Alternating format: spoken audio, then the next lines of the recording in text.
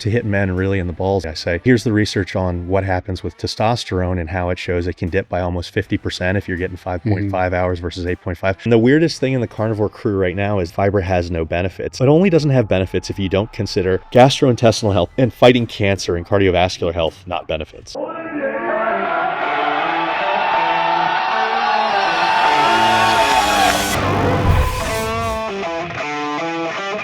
It's time to sit down, keep it real, and cut the bullshit. Welcome to Table Talk. Dr. Allan Bacon, thank you for being on the podcast. Just talking about something that's interesting. If you're searching him on YouTube, it's him. I'm just going to put it that way. and it will just kind of go there. I'm going to jump off with kind of the obvious question and then kind of get into some topics. Sure. Is why move from dentistry into fitness industry?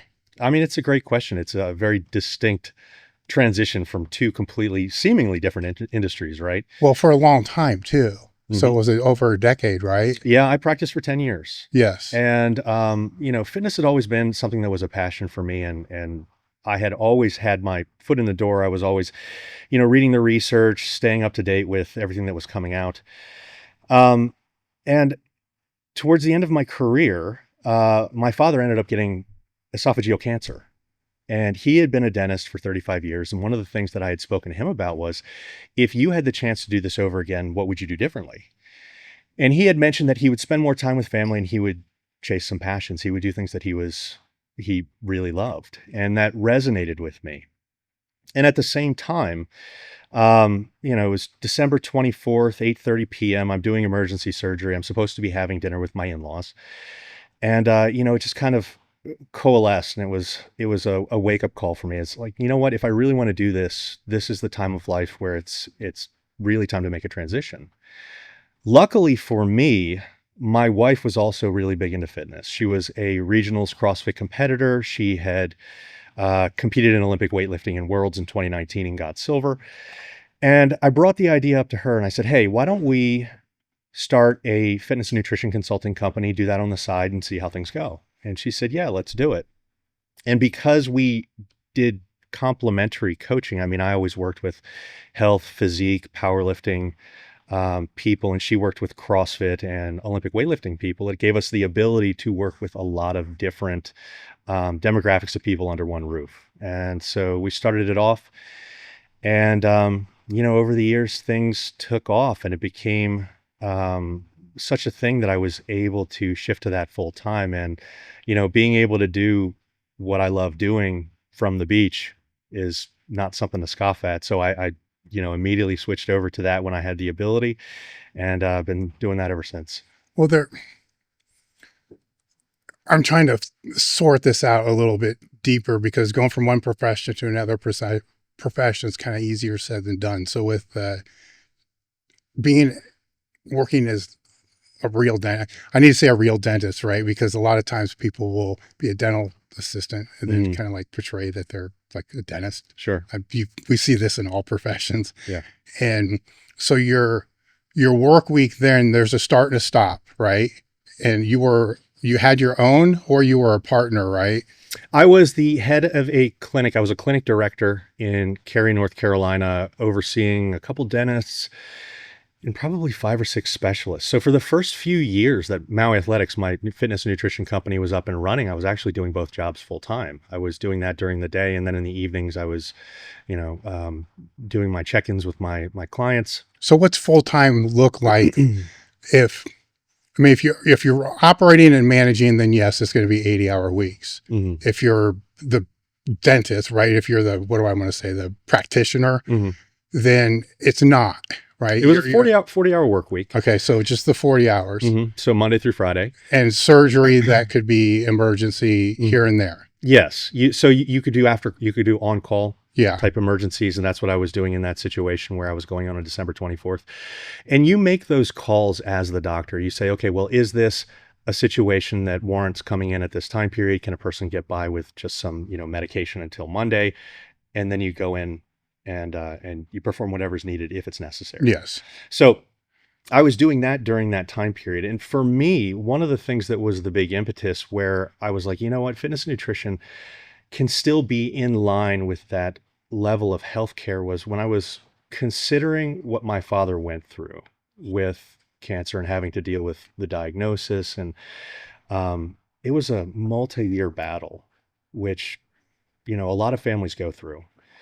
One of the things that I had always thought about was while we were growing up and as I was getting into fitness and nutrition, you know, I started lifting when I was 16 years old. It was like most guys, you know, I wanted to get bigger for sports. I wanted to look better at the beach, all those different kind of, you know, Mm-hmm.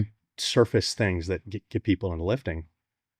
Um, I had always asked him if he wanted to go to the gym with me, if he wanted to, you know, start eating a little bit more healthy, that kind of thing. And he was of that generation that, you know, it's work first, you know, I'll take care of myself later when I've got the time to sit Mm-hmm. down and, you know, enjoy myself. And the transition to fitness and health made a lot of sense to me because I thought maybe that can prevent other families from going through this. And certainly cancer has a genetic component, but whether you display that or not has a lot to do with the actions that you take throughout life. If you're eating better, if you're exercising, if you're taking care of yourself, you may avoid that entirely.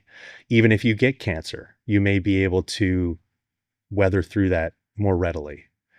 So it was a way for me to stay in healthcare in a capacity that I really had a lot of fun doing. So it was an easy, natural transition to make from the two, even if they feel very different from each other. Well, they are very different. You were doing both at the same time. So there's that where I'm going here is you have a set schedule, 40 hours a week. And Mm-hmm. then for your own training, no big deal. You're going to go after office hours, all the other kind of stuff. For the most part, when you're out of the office, there's no work, right? Mm-hmm. Now, if I ask you what your work hours look like now, it's going to be double that, right? But the grass is always greener where you can be sitting there thinking, oh, this will be way better, Mm-hmm. you know, because I'm going to have freedom and I'm going to be able to work wherever I want on the beach, right? Yeah. And so forth. But then the other side of that is, well, yeah, you can, but When you run your own business, things become a little bit different, yes. and it does take a lot of time. And I think that that's the thing about finding that healthy balance. And I think a lot of people get into the mindset of making more money is always better. And I didn't really find that to be the case. And so what I do is I cap my amount of clients that I take in. And I find that it limits the amount of time that I spend, but it gives me the amount of time that I need to spend it entirely with those clients without overrunning me. Mm-hmm. So it's a good way to find that balance for me. And without having kids and everything like that, I've got a little bit of extra time to be able to manage that. But you're right. When you run your own business, you kind of get in that mindset of, I've always got to be doing something, or there's always something to improve, or I've always got to be working in another direction. But I think that taking a step back and really living in the moment can be very good for a lot of people mentally and emotionally. Well, you're also going from guaranteed income to maybe, Yeah, right? So I assume that first initial year after you took a hit. absolutely. For a couple years, definitely took a hit. And that was one of the reasons that if anybody's thinking about making one of these big transitions in life, I would always say, you know, don't put the cart before the horse. I mean, if you're switching careers, you want to do fitness, keep with your career currently until it starts to become something that can sustain your lifestyle. And it's going to be tough for those few years.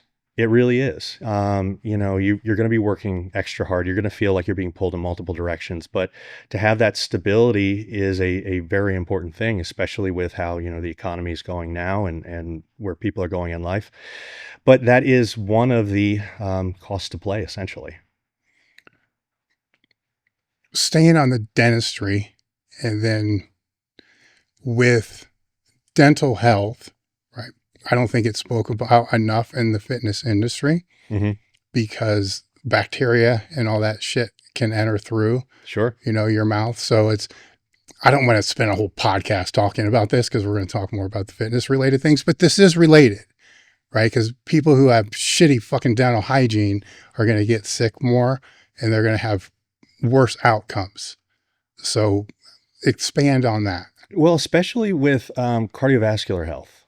Um, people always talk about the mouth as the portal to the body, and it really is. And if you're not taking care of your oral health, you've got issues with becoming more sick. You've got issues with cardiovascular health problems. I mean, endometriosis and some of these other cardiac issues that can stem up from poor oral care.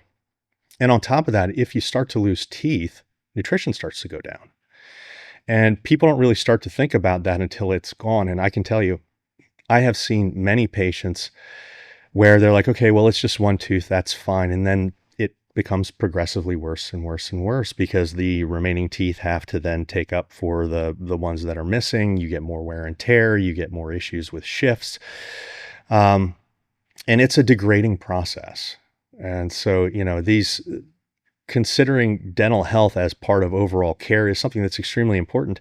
And I don't think that people really think about it in that light. I think what you were pointing out is very true. It's almost like it's a separate issue. Well, I think the closest we get to it would be a mouthpiece, for the powerlifter, strongman, and stuff like that. Which is a great idea, by the way. Well, it is. I mean, I'm one that broke 4 teeth before I had one made, by the dentist to be able to fit in there. And I had no idea that it was also the cause of, the nagging pain I would have up through my neck into my eye and all this other stuff was just from that grinding of all that. So to get that kinda, I say kinda because they'll buy them shitty ass mouthpieces that really don't do shit. Yeah.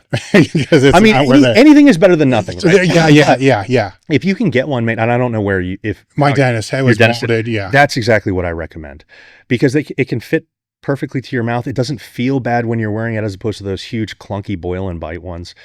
And you can sleep with it. You can, yes. And to sell it a little bit more, there's actually some research that looks at these things and you can increase maximal strength by wearing one of these. Yeah.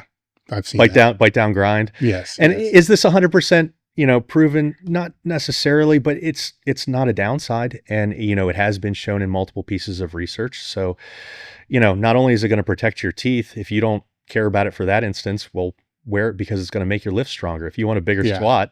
Well, the easiest way I go about explaining it is even if it's made through the dentist and it's more expensive, insurance will probably cover one. And then after that, you have to pay. And they last forever. Yeah. And it's still cheaper than a crown if you break your tooth. Right? And what you were talking about is really, really true. You have those shooting pains because those nerve branches go up into your brain, into large parts there.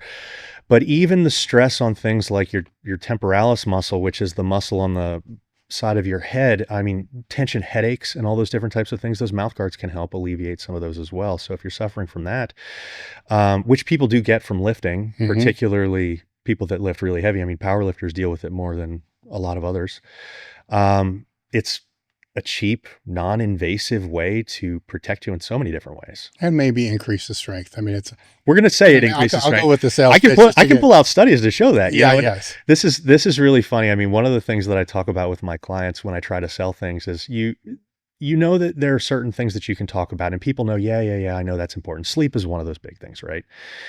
And every time I try to sell sleep to people, I'm like, we see the studies and this is what the research says. A little bit more sleep might be helpful for you with whatever you're trying to achieve. And everybody's like, yeah. And so to hit men really in the balls, essentially, I say, hey, here's the research on what happens with testosterone and how it shows it can dip by almost 50% if you're getting 5.5 hours versus 8.5. So you always have to find those areas that can really influence people to get them to do what's best for them in some cases. Yeah. Now you said you started training when you were young for vanity and for strength, but what pulled you into it? Was it sports? Yeah, I played soccer, basketball, and lacrosse.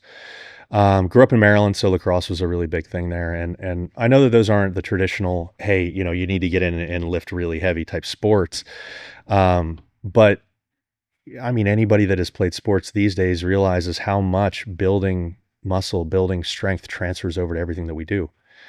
And if you want to be the best at sports as you can possibly be, a strength training program is pretty much essential. So you work with people all over the spectrum, from Gen Pop people into competitive powerlifters and people at the Arnold and stuff like that. Where I wanted to go here is I see this, because you mentioned sleep. So I see this trend with a lot of not bodybuilders, because it becomes a little bit different. You can make fun of bodybuilders. Well, I'm not making fun of them, but they're more dialed into the things that I want to talk about, where Okay. in the strength side and just people who train, right? So they're not Sure. competitive, but they just train serious. Mhm. That the training is like this. They know how important all that is. But when it comes to sleep, nutrition, and all the other factors that play into this, they are no different than Gen Pop as far as their habits and how it plays in. Have you seen that with the athletes that will come to you? Like their training's dialed in, they know all that, they're serious about all that. But once you get into their nutritional habits, their sleep habits, and their recovery habits, and you look at that, and then you compare that to the Gen Pop person that comes in, They're not much better. they're about the same. They're about the same. Yes, Okay. exactly.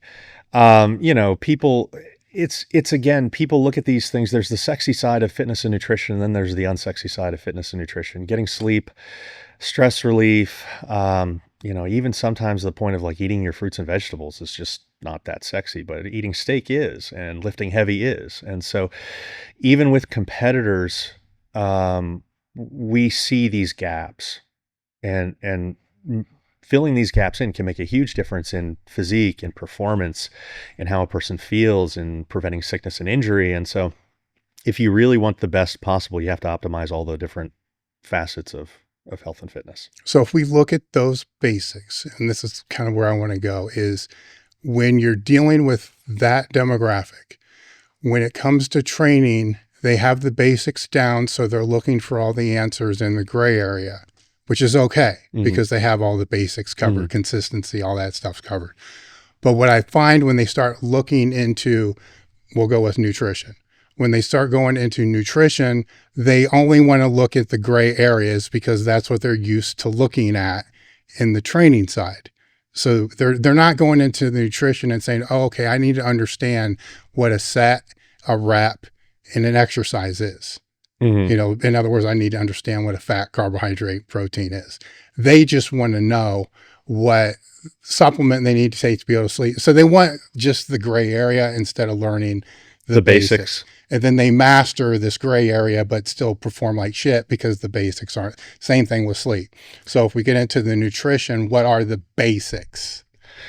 Basics, I mean, depending on your goal, basics are roughly getting the proper calorie intake that you need, roughly getting the protein intake that you need, hitting fat minimums, and then building an entire diet off of whole minimally processed foods. Now, that doesn't mean that there is not room for some processed foods, but we want to have the base off of whole minimally processed foods for a variety of reasons.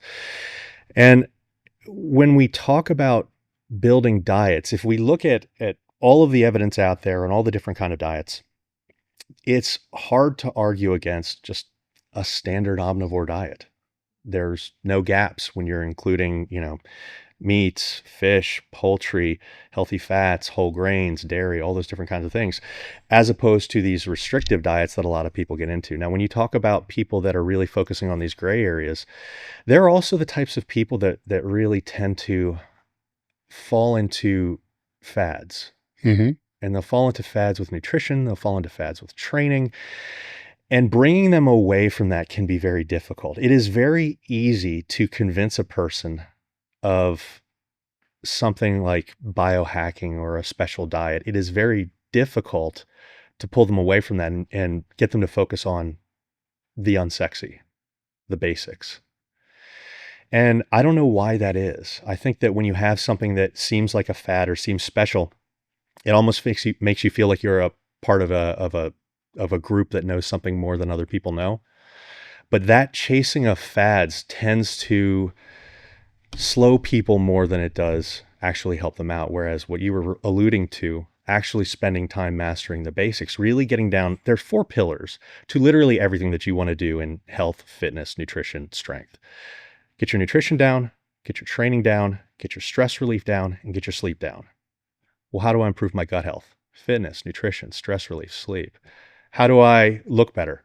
Fitness, nutrition, stress relief, sleep. You can literally say this for everything. It doesn't send the strongest message to people because they're like, yeah, I know that. It seems so vague. it's different than, hey, if you cut out all plants and you just eat carnivore, all of a sudden you're going to get all of these different benefits. That seems specific. But when you're giving the generalities with what really works, it makes people feel like, oh, well, I've tried that before and it hasn't really worked.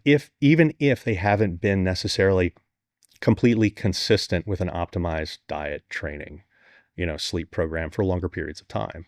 Well, if they don't know, if they don't know what the macronutrients do, if they don't understand that, protein builds, carbohydrates are faster energy and fats are longer energy and all the other things that follow into that.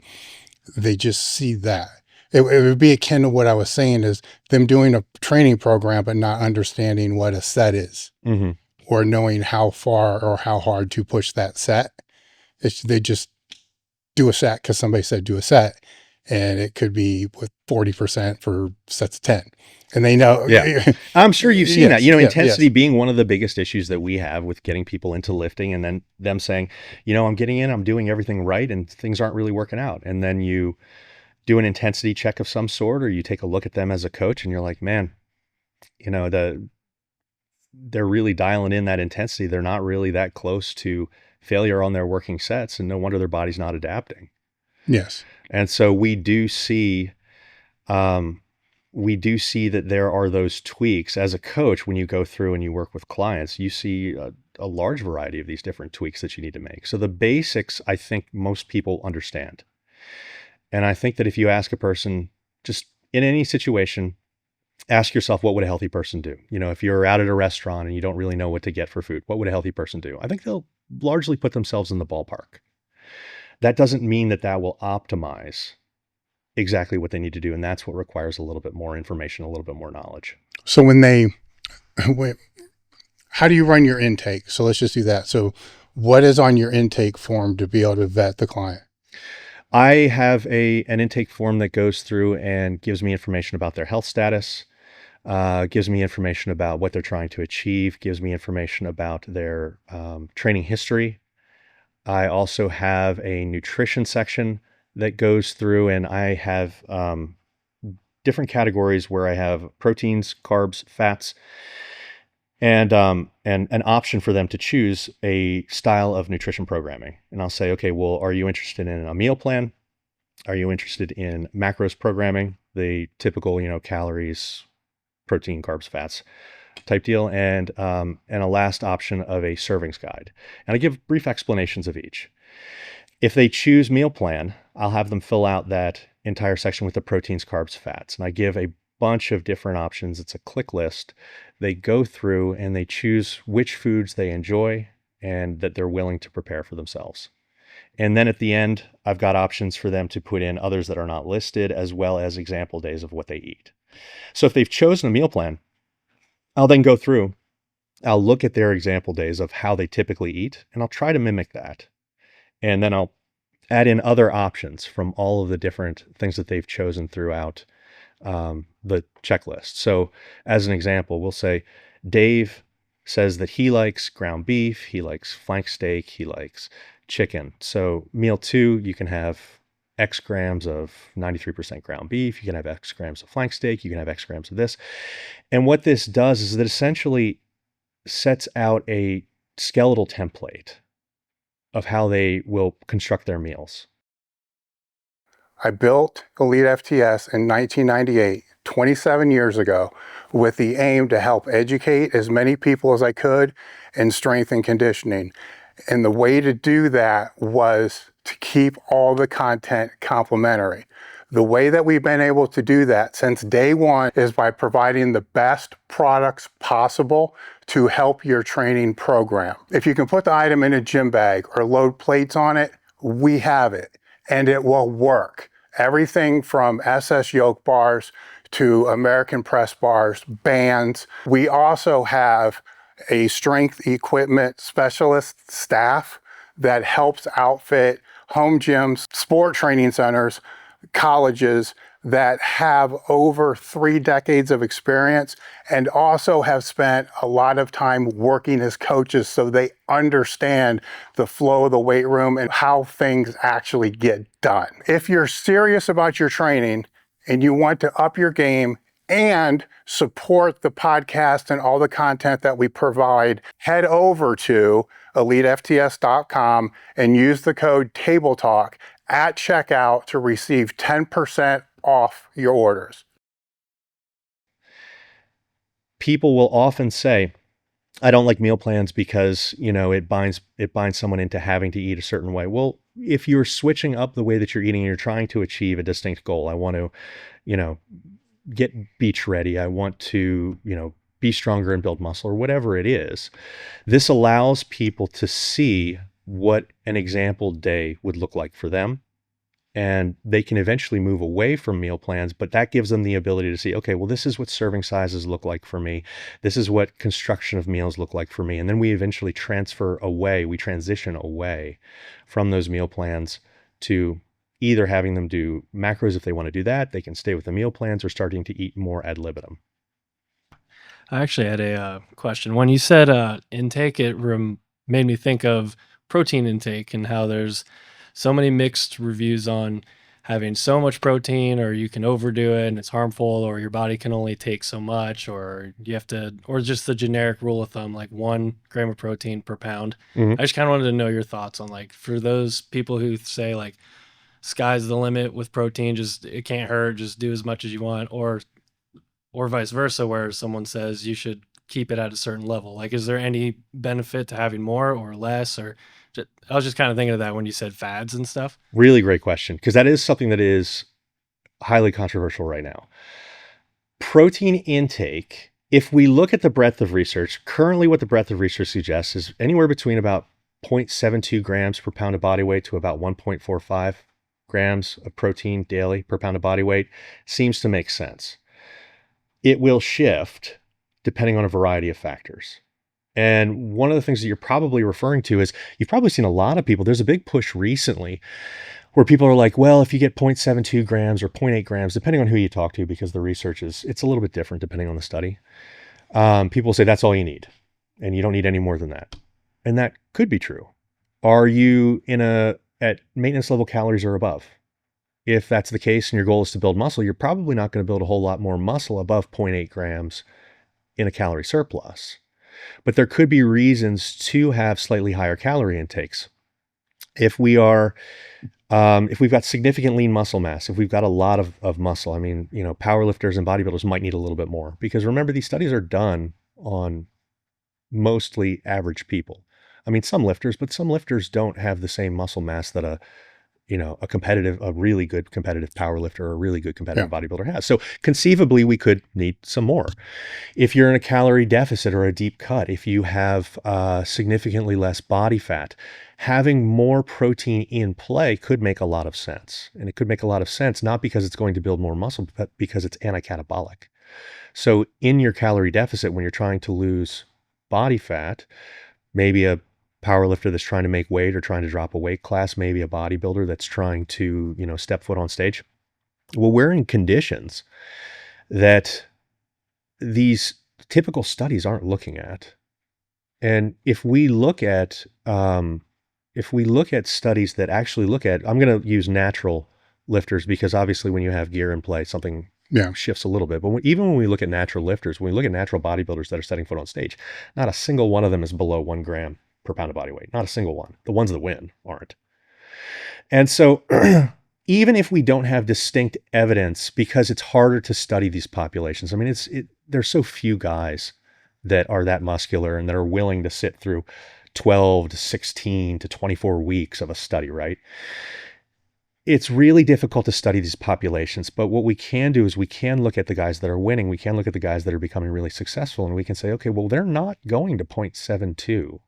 Where they're not going to that floor that we see in the research community being said, just get this and you're completely fine. We're seeing higher totals. Now, does that mean that the average person, the average gym rat, needs to go that high? No, not necessarily. But it does mean if you are trying to eke out some extra benefits, it might be a reason to do that. you might want to go a little bit higher. Additionally, if we're talking about body recomposition, the simultaneous gaining of muscle and losing body fat, we seem to see that happen more readily at protein levels above 1 gram per pound of body weight per day. So if your goal is, hey, I really want to gain some muscle and lose some body fat at the same time. I don't really want to stage it where I focus more on building muscle in this initial period and then I cut down later, which is probably faster to do it that way rather than to try to do both at the same time. Because one of the issues with body recomposition is we're essentially pulling ourselves in two different directions. To reliably lose body fat, a calorie deficit is typically necessary. It's not completely necessary, but it is typically necessary to be in a calorie deficit. To gain muscle optimally, you probably don't want to be in a calorie deficit.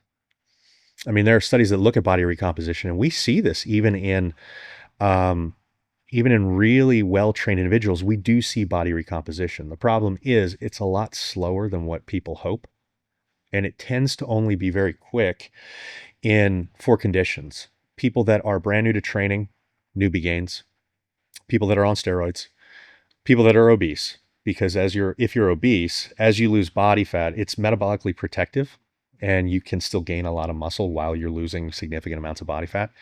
And then people who have previously had significant amounts of muscle mass and are coming back from an injury. We see that they have more myonuclei, they regain the muscle a lot faster, they can body recomposition really well.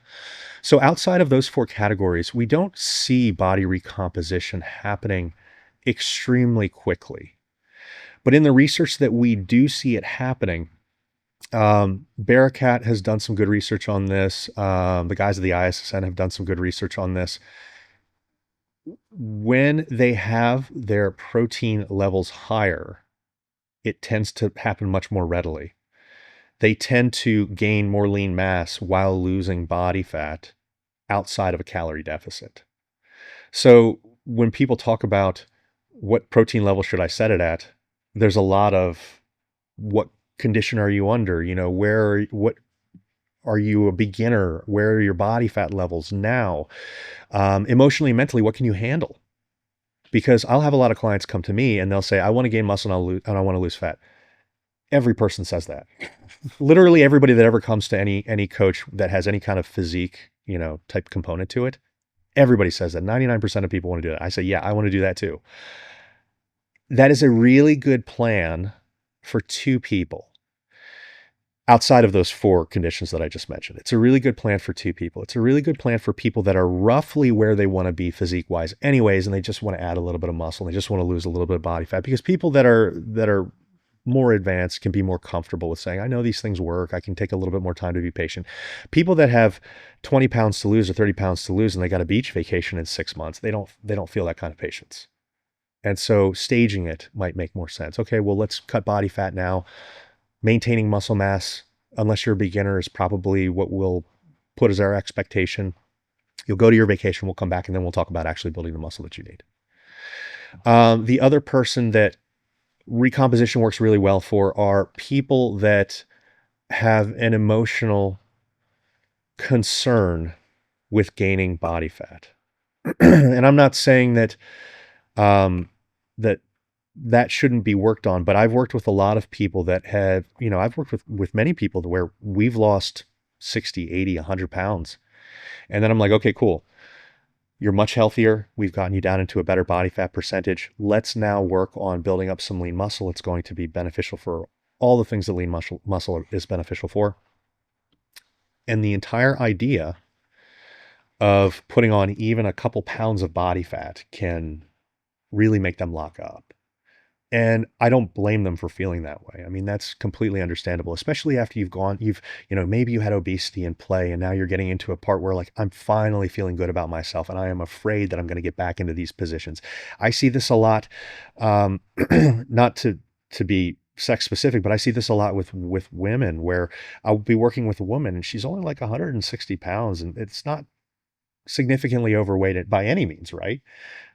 Maybe a little skinny fat, a little bit doughy. And then the idea of, maybe, hey, look, you don't have a ton of body fat on, but you lack relatively you could use more muscle than you could use losing body fat at this stage. You would benefit more from gaining muscle. So the two paths would be, we either gain muscle, which would probably be the fastest start to finish, because we gain muscle outside of that calorie deficit. You might lose a little bit of body fat along the way. You don't promise that because you don't want to set the wrong expectations. Or we go into a body recomposition phase where we try to gain muscle and lose fat at the same time, put you in a very slight calorie deficit, not a full cut type calorie deficit. That might be better emotionally and mentally for that person.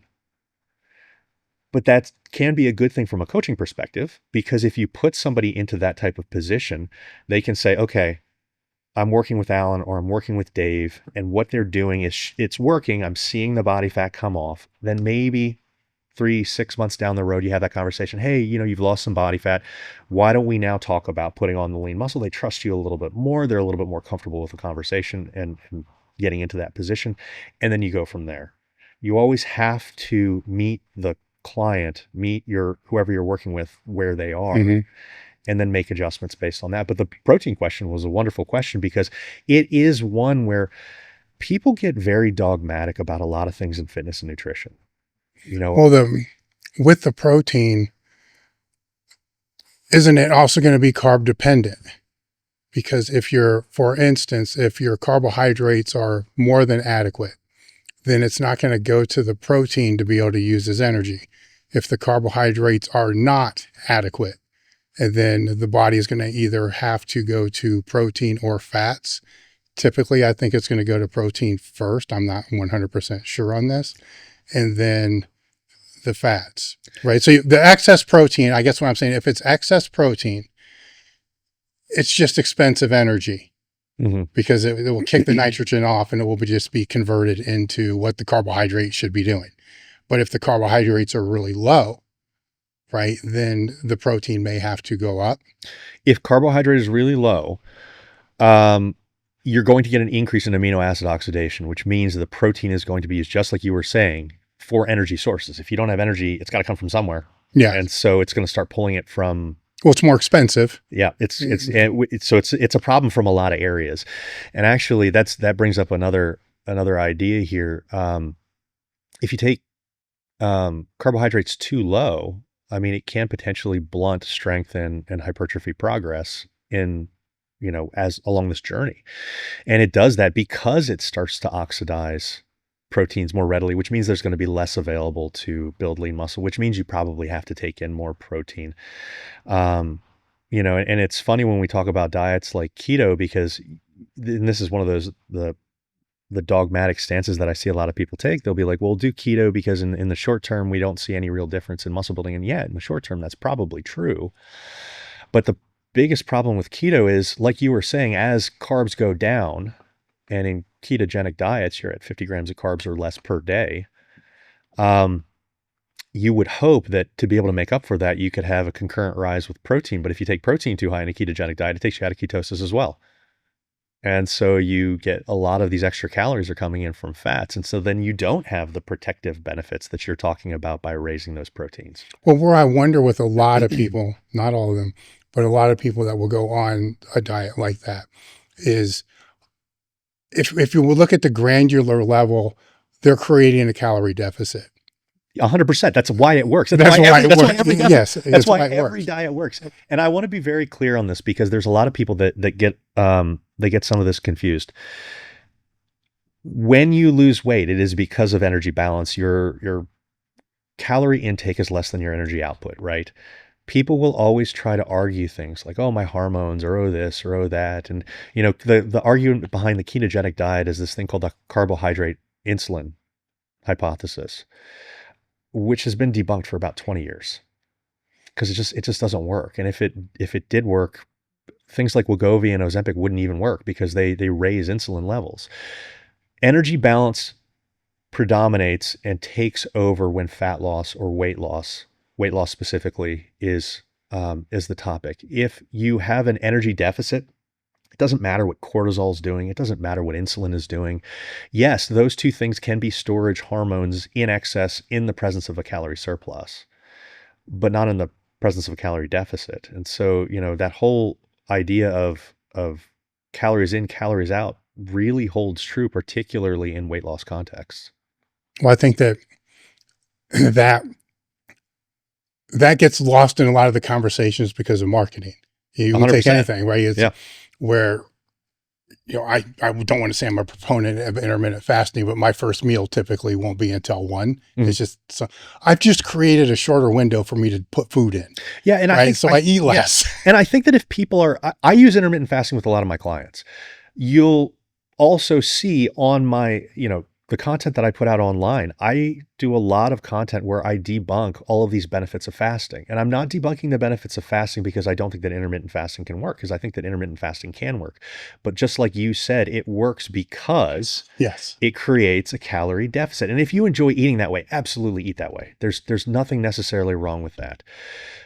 Particularly if your goal is to lose body fat, there has been no suggestion that body composition is going to be any different, that health outcomes are going to be any different. But my issue with things like long-term fasting and why there is a pushback against this is because fasting became a really big thing over the past, 2 to 5 years or so. And there were promises all over the place. It's going to increase your autophagy, which is going to improve your lifespan. It's going to regulate your blood pressure, your blood sugar, like anything that you can possibly think of, fasting will fix. And the more research that we started looking at, the more that we realized that it wasn't the fasting itself that did any of it. It was the energy deficit. It was the calorie deficit that it created. So when we look at the better research, and you take a study that looks at a continuous normal diet, and then you equate calorie levels over time with a fasting diet, you get similar or better outcomes with the continuous diet than you do with the fasting diet. Even in things like autophagy, which is the cellular repair of, removal of dead cells, replacement with better living cells, and all the benefits that suggests. Autophagy is mediated mainly by 2 things: a calorie deficit, an energy deficit in a cell, and exercise. So you don't have to do these really long-term fasts that, lower micronutrients, predispose you to potential muscle loss, lower proteins in your liver that are necessary to fight cancer. You don't have to go through IGF-1 drops. You don't have to go through all of these other problems that long-term fasting brings.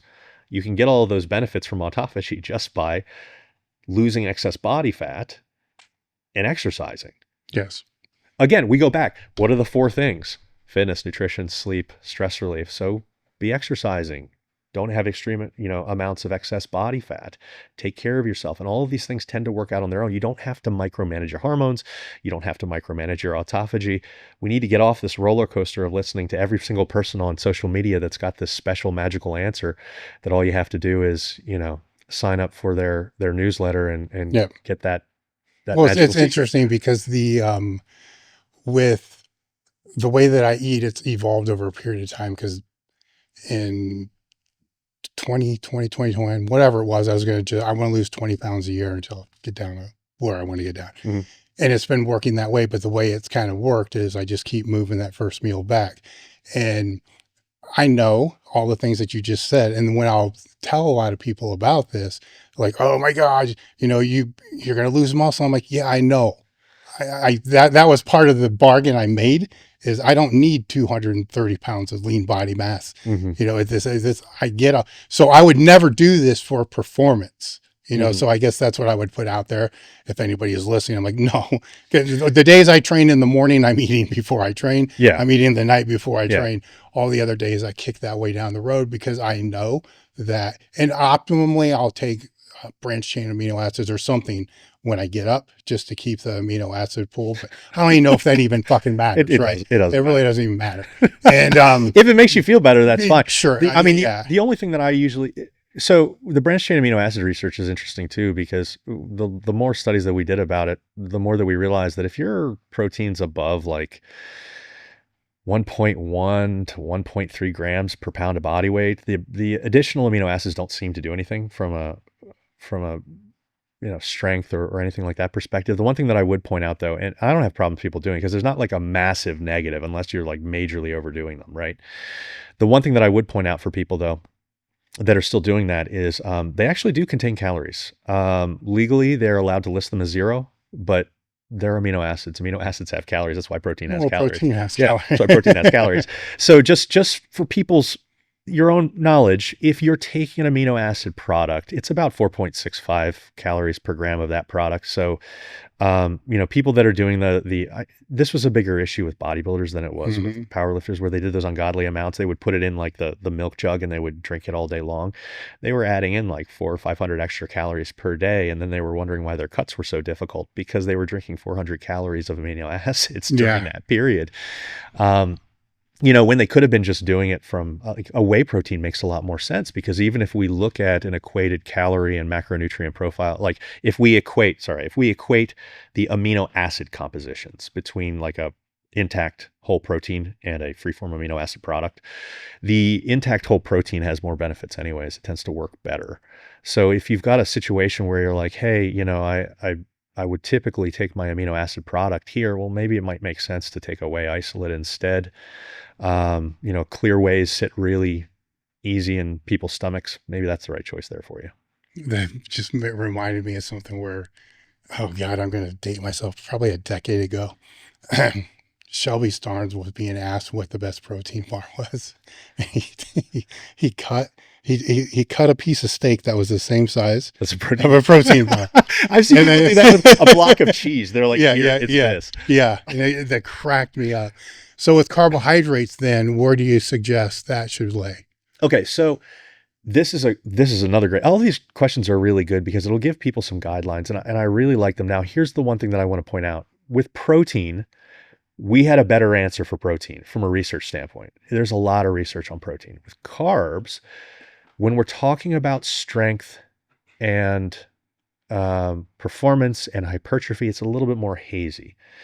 There was a new study, a new systemic review that came out literally within the past month, and its conclusion was that carbs did not add to hypertrophy. I kind of had the same reaction to it. Now, here's the thing. The research that they use in that, they admit that it's low quality. I would not ascribe to the idea that you don't need carbs for hypertrophy or certainly not performance, but that's not. How are they defining hypertrophy? They did measurements. They pooled through the breadth of evidence and looked for things that did measurements either through bioelectrical impedance, MRI, or water displacement techniques. I was going to say, because an inflated muscle is going to be bigger than one that's not. Yeah, and one of the problems with bioelectrical impedance, these are the things like the in-bodies, the scales that you hold, you stand on, they're shit. Their accuracy is absolutely terrible. I mean, their error rates are anywhere from a plus or minus 8.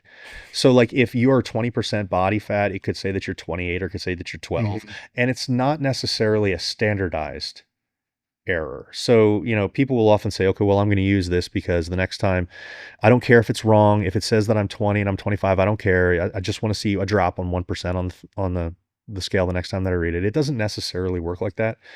And you can even test this. If you've got like an in-body at like your gym or one of those things at your home, one of the smart scales, take a reading first thing in the morning, get up, take a reading, stand on it, and then immediately go chug a liter of water and then get on it. All of that's going to count as lean mass, because it can't differentiate between muscle and water and organ and some of those other things. It's not a 4-compartment model thing. But that's just one of the issues that we run into with the systemic review that's looking at carbs.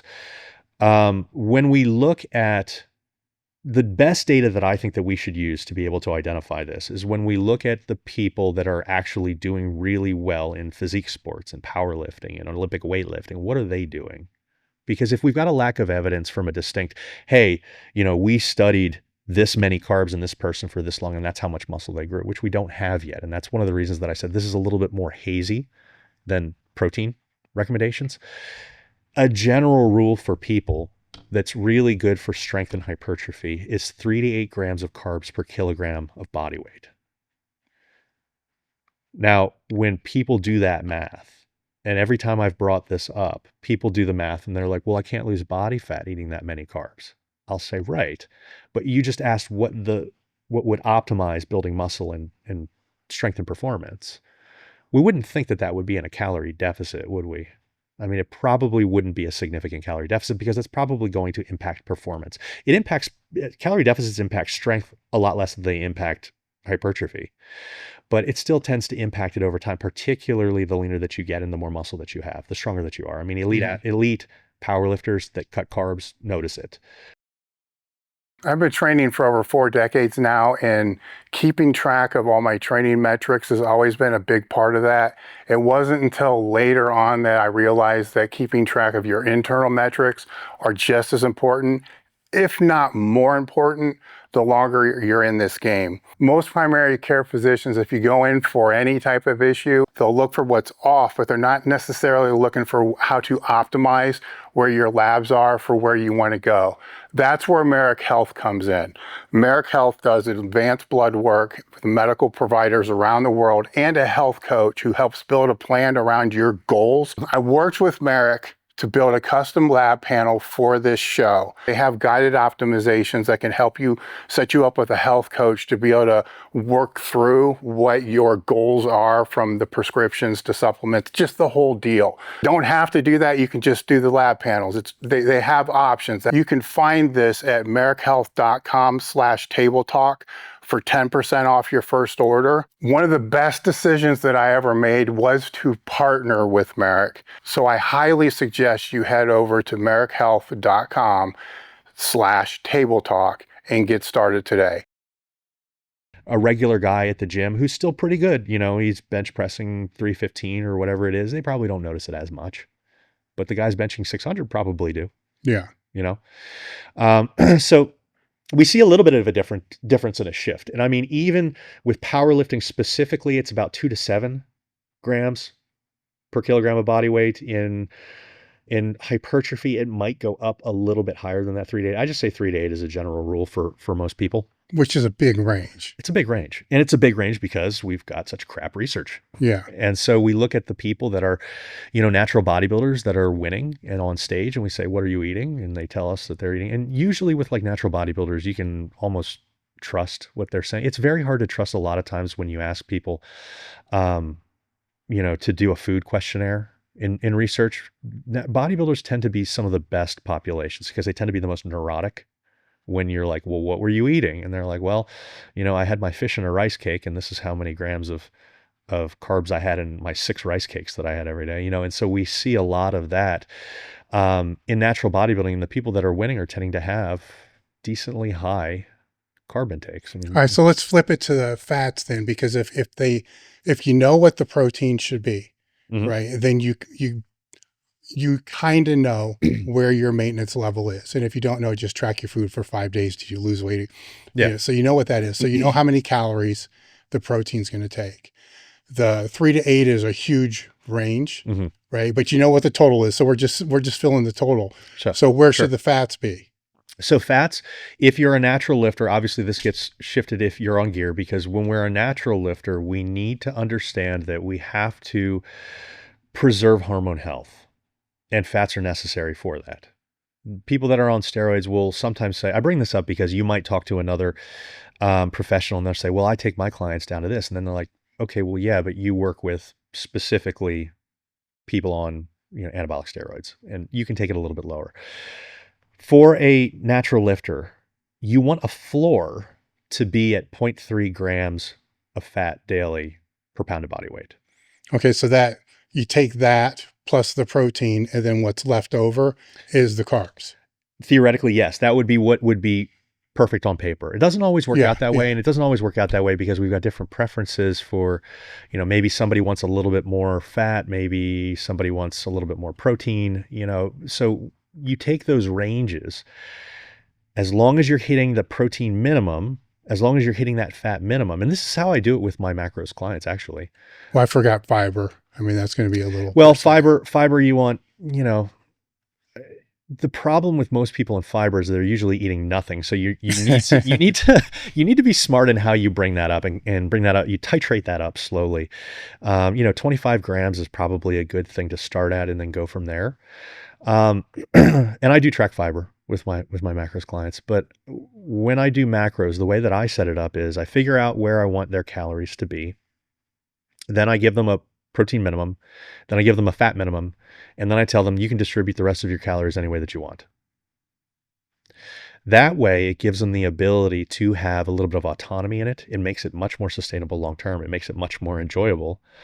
And they get everything that they need because they're getting the fats that they need to be able to maintain hormone health, maintain hair, nails. I mean, women, if you go below that, I mean, there's where we start to get into like amenorrhea and other issues. Men, you're going to completely tank your testosterone if you take it down too low. The protein minimums are going to make sure that you're maintaining at least your muscle, and maybe we can take it higher if we're in a body recomposition position, or maybe if I've got somebody that we're preparing to put on stage. I mean, every one of my guys that go on stage, they're higher than that 0.72. They're at 1 at least, depending on who they are and what their preference is.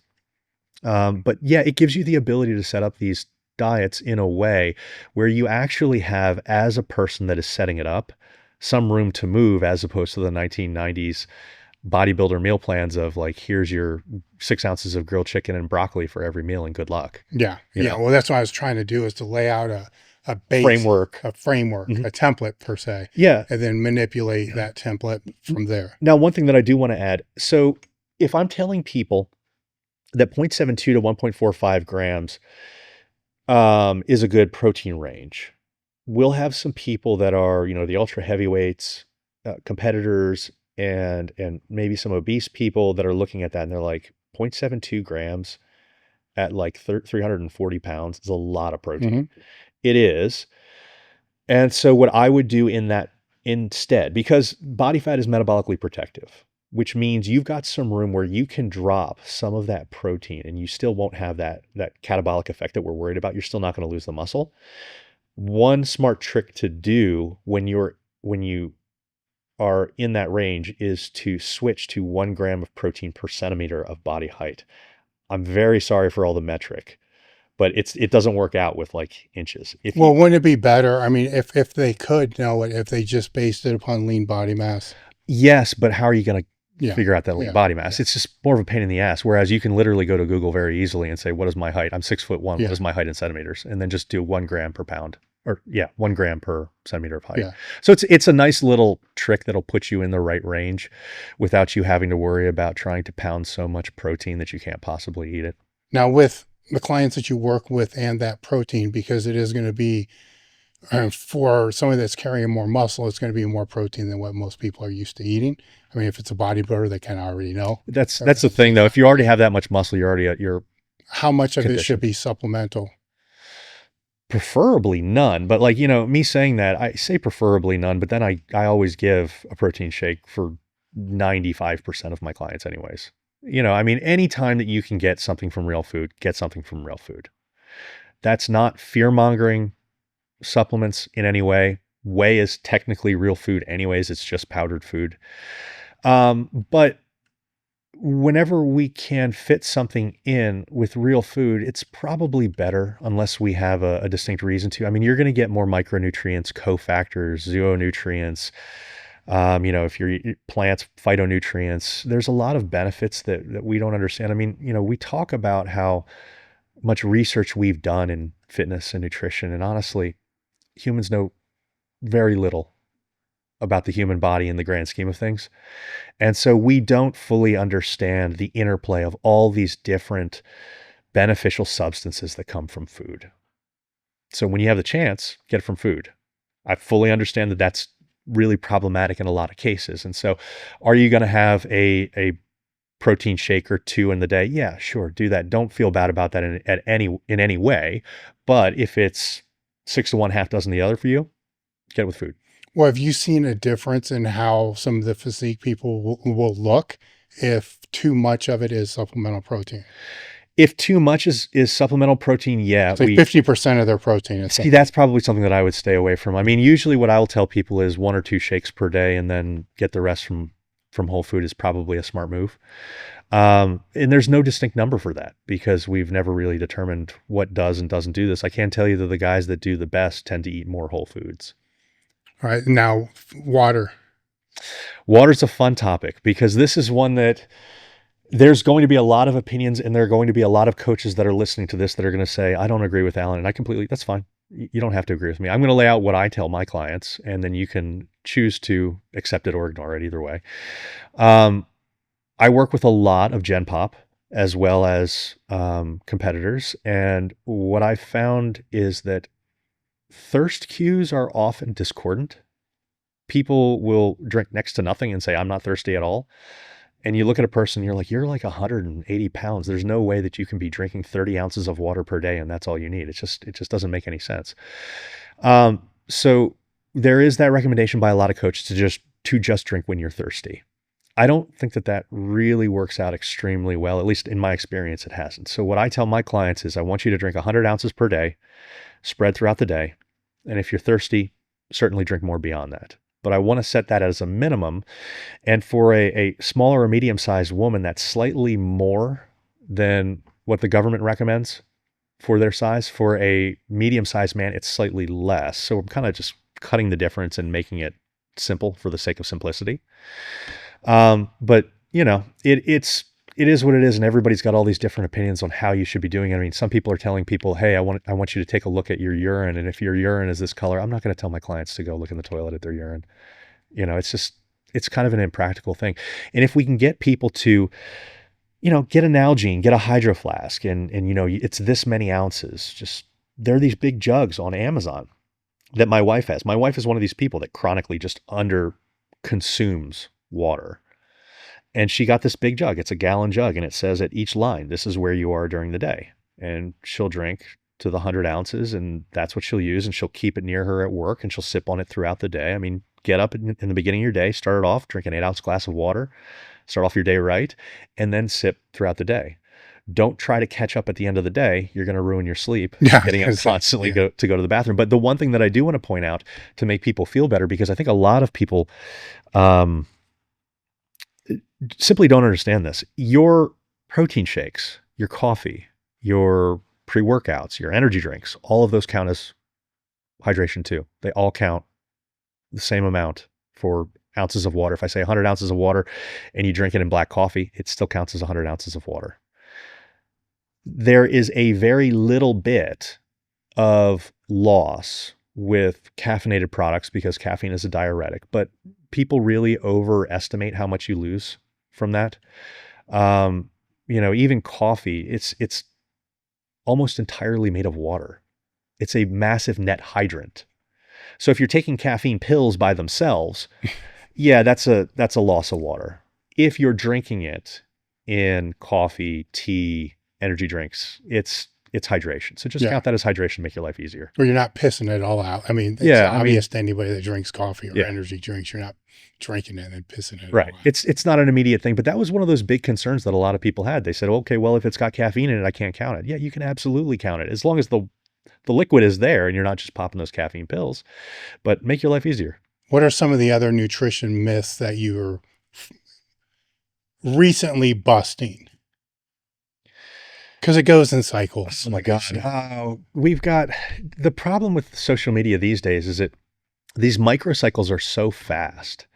There's one myth this week and then next week there's another one. I mean, we've been dealing with so many different ones, from fasting to, you know, you can't eat plants because of the defense nutrients, the anti-nutrients in plants. You can't, you know, fiber doesn't have benefits. You know, the carnivore crowd has really gotten on fiber doesn't have benefits. It's just, there's so many out there that we could potentially tackle. But I think that the biggest one that's more problematic than anything else is suggesting that plants have anti-nutrients that are going to be really problematic.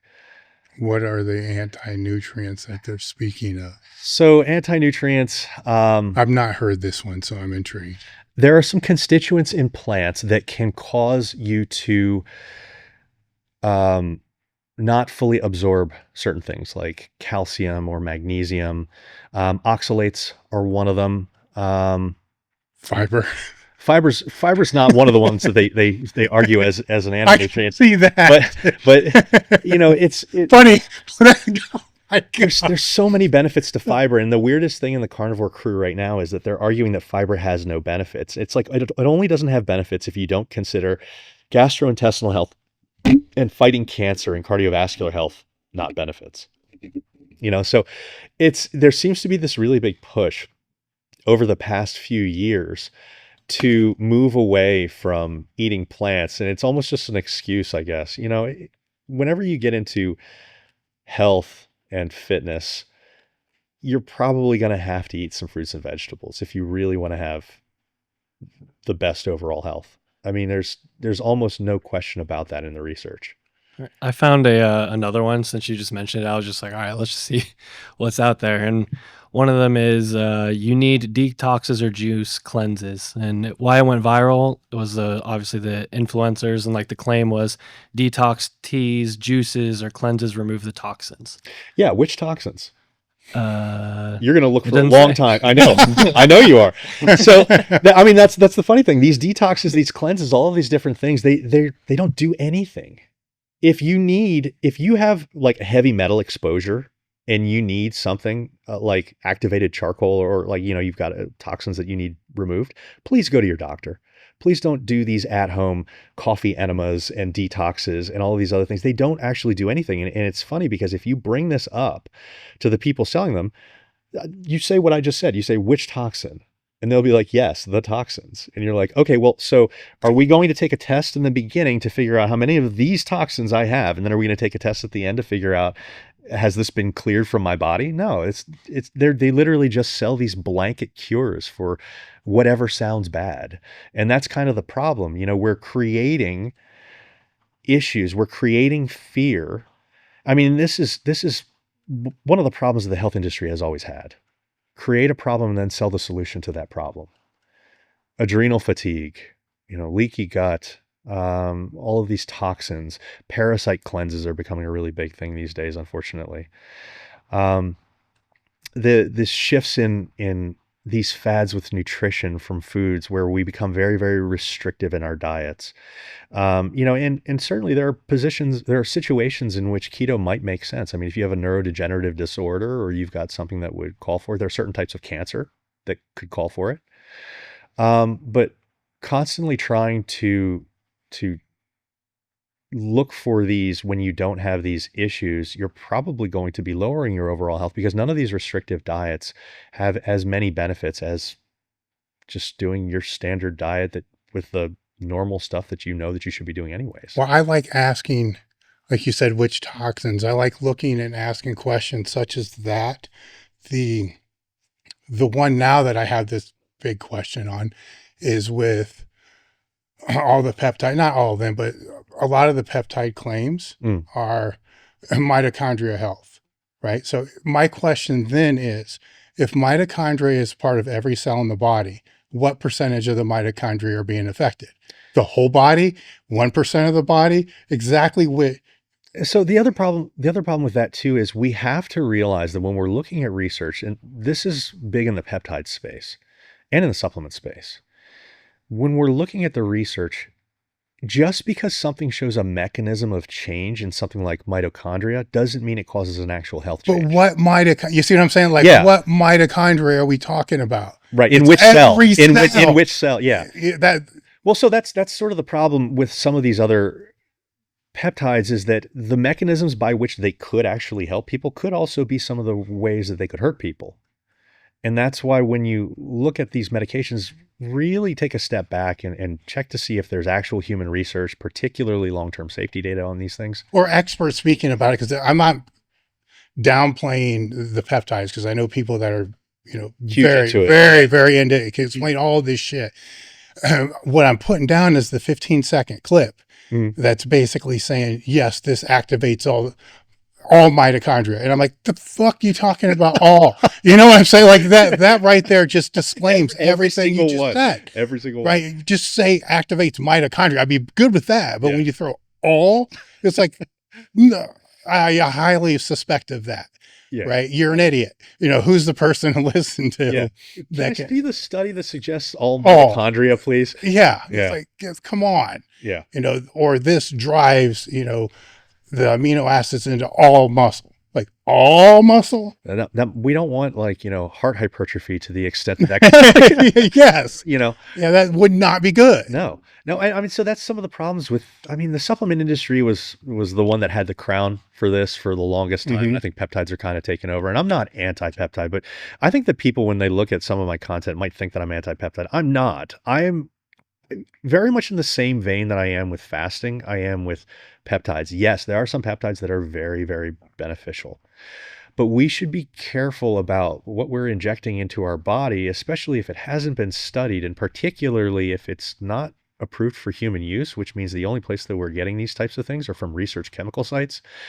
A research chemical site is not going to be the same level of quality for dosing and, contamination free that your local pharmacy standard medication is going to be. Well, if you can't, with anything, if you can't mitigate what could go bad, then to me, there's a higher risk associated with that. 100%. Right? Because you can take X drug or X vaccine or whatever you want to be able to say. And if there's a side effect, can you mitigate the side effect? Or is that risk worth the benefit that you're going to be Yes. getting? And the problem when we don't have those safety studies is we can't even say that. And here's the thing. People are treating peptides like they're regular supplements. They're not. And you don't actually want them to be. Because if they're going to work extremely well, anything that works well has side effects. And it has side effects because it's actually causing an effect. And if something causes an effect, there's going to be situations where that effect is potentially not beneficial, right? I mean, angiogenesis is an example. There's a lot of peptides out there that work on the basis that they increase angiogenesis. They increase blood cell proliferation, which is a great thing if you've got an ACL tear. It's a very avascular structure, right? So we want to bring in blood vessels. We want to bring in nutrients to this to repair it. It's one of the reasons that an ACL injury is a bitch if you've ever had it. I mean, they take 6 to 16 months to clear if you're lucky, if you're doing things right. They don't heal like bone or muscles do. Muscle injury, I mean, you're assuming not a full tear, you're back pretty quickly. I want to take a second to throw a quick shout out to my friends over at Mastonomics. They have some of the greatest t-shirts. Their memes are incredible. Their YouTube gym tours are great. These drink spotter things, I got about 7 of them out here. Snap them on power racks, put smelling salts in it, drinks. I think they hold up to 10 pounds, or they have different sizes of these. These are great. They made coasters out of stall mats, which is amazing. But what I really wanted to let you know is to go check out gymradar.com. They launched a website that's going to help people find home gyms that they can train at, and to be able to put your own home gym on there and not only be able to find where it is, but see what they actually have. And it's also great for product reviews because people are putting the products that they have in this Gym Radar. Just go check it out. It's great. So it's www.gymradar.com. And also check out Mastonomics. Check out their website, check out their Instagram. The memes are great. And check out their YouTube. But angiogenesis, I mean, that could really be the right way to have some of these medications really help repair some of these soft tissue injuries. At the same time, angiogenesis might be a thing that could greatly increase cancer proliferation. And so if we've got these drugs, saying that we should be cautious about it doesn't necessarily mean, I hate these, you can never take them. It might mean, hey, we should do the research so we know what people shouldn't take them. So then we can tell the people that should take them, okay, you're good. And we're kind of skipping that step with a lot of peptides. And it's because people are looking at peptides as supplements. And I want to point out, I mean, insulin is a peptide. It's the most widely used peptide there is. Inject too much insulin.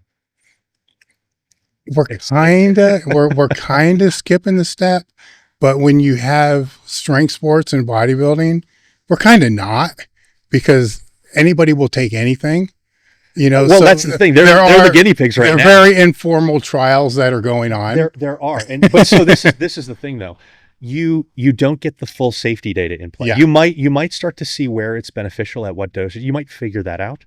But how many of those guys are working with undiagnosed cancer?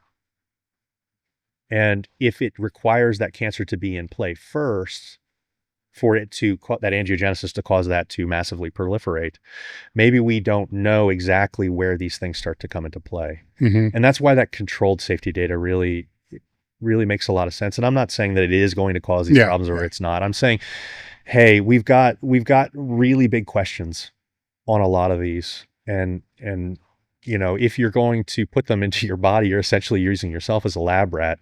And we're just in the infancy of a lot of these.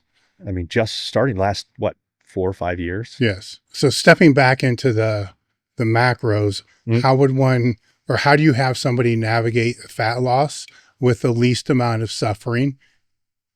So fat loss, like I said before, to reliably do fat loss over time, we need to be in a calorie deficit. Mm-hmm. When we look at the research, I mean, and even the recomposition research is really good for this. When we look at recomposition research, we see that at about 250 calories below maintenance, we may, in some people, see some muscle loss. That continues down to about 500. And then at about 500 calories below maintenance, beyond that, pretty much everybody loses muscle on the way down, unless you're obese to begin with. So if you are setting up a calorie deficit to lose body fat optimally and maintain as much lean muscle as possible and potentially gain some, if you've got the right training in play, if you've got the right genetics in play, a 500 calorie deficit is probably where you want to cap that. Now, the issue there is that when we look at the data surrounding people and tracking habits and all that kind of stuff, most people are off in their tracking by about 500 calories. So some people will look at this and they'll say, well, I was at 1,000 and I was only losing, a small amount every week, and that was sustainable for me. Well, you might have thought you were at 1,000, but you were probably at 500 or 400 below or something like that, because that seems to be the error that we see until people really get down to professionally learning how to do macros. And even when we see registered dietitians, we see an error of about 250 calories in their tracking daily. And that doesn't necessarily mean that they're tracking wrong, but there is some error in the way that we track. There is individual variations in foods. I mean, we can look up what a chicken breast is for 8 ounces or whatever it is, but this chicken breast here and that chicken breast that you have here, there's going to be slight variation. They're not carbon copies of each other. So there's going to be a little bit of an error. But the thing with tracking any sort of change, whether you're trying to gain size or whether you're trying to lose body fat and lose weight, is that as long as you minimize those errors and then you use rates of change as your sign of success, those errors will work their way out. So you need to plug up the big holes. You need to make sure that you're not making major errors. Like, you don't look up the nutritional information on a chicken breast, which is raw, by the way. The nutrition information is raw, and then you cook it and then you weigh it cooked. That's going to give you an erroneous estimate of what you're Would that be opposite with rice? Because rice, when you cook it, volumizes. Well, the difference in the size is going to be opposite, but the measurement on the package is still going to be raw. And then when you cook it, it's going to be, so it's going to gain weight with the rice, where it's going to lose weight if you grill the chicken. Yes, but if they're measuring by cups. You should never measure. I would never recommend measuring solid foods by cups. Even rice, I would do it by grams or ounces. Well, what I'm saying is somebody may put in a meal plan 1 cup of rice, right? Yeah. Well, that 1 cup of rice after it's cooked, it's going to can be a half cup or a whole cup, but be the same amount of rice. Yeah. Depending on how they cooked it. It could be. I would still recommend, even if you're giving a meal plan, I would recommend staying away from volume measurements for solids. There's too much error. Yeah. Because you could pack that cup differently. Like, one person might be jamming that into the tub of their cooked rice and really packing that down, and that could be an extra 100 calories than what you thought. Another person might just do a little bit of a scoop off the top, and another person might do a heaping scoop. And this is a good conversation, because this is also a part where people have a lot of that error. Using grams and ounces for solids makes a lot more sense. Even things like Greek yogurt, protein powder, butter, grams or ounces will be much more accurate. You can switch to volume measurements easily for things like extra virgin olive oil, sauces, marinades, that kind of stuff. That's all perfectly fine. But for everything else, I would use weights. And I would use weights because you're going to standardize that so that when we do have those errors between foods, you'll actually say, okay, well, I know how to make some changes. I'm monitoring my rate of loss or gain depending on what I'm trying to do. And then I can adjust accordingly to fall into the right range. I don't know why I thought it was you were saying that. It popped in my head. Guys, you need to remember 3 cc's is about 1 tablespoon of oil. Just from the. We went from peptides. Yeah, I know. It just fucking popped in my head because you were talking about the volume type stuff. For people that are doing macros naturally. Yes. Yes. But as you were talking about the, trying not to let that deficit go lower than 500, right? The first thing that popped in my head is what really matters is where you start, right? Because if somebody's maintenance is 1,500, right? Say it's a 220-pound dude and it's 1,500 because they just don't fucking eat, right? Then they're fucked, because if it drops down to 1,000, they're fucked. They're probably even fucked if it drops to 1,500. But if during that off season they're able to increase their maintenance food, to 2,000, 2,500, but still hold weight, that would be key. I mean, that was actually one of the things that John Meadows was trying to pump into my whole head is during this off season, we need to get the calorie count as high as we can, but not get super fat. Yeah. But I don't want to say ramp your metabolism because it doesn't work like that. No. But to pull it, but to be able to pull it up. So when you start, you're not starting at 2,300, you're starting at 3,000. So how would one go about doing that? So it cuts over, right? They're through the rebound. Now they're into this off season. And one of the main goals would be able to bring their maintenance calorie level to ship it up. A, is this even a thing? Is it even possible?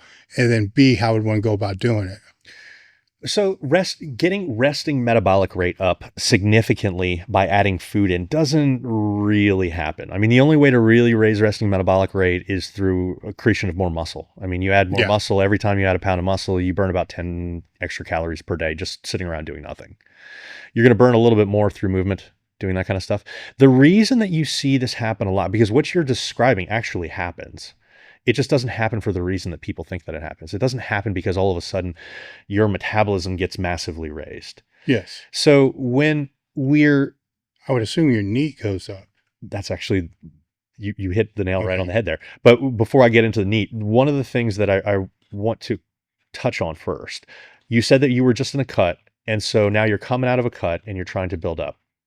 One of the myths around cutting is that your metabolic rate dramatically drops.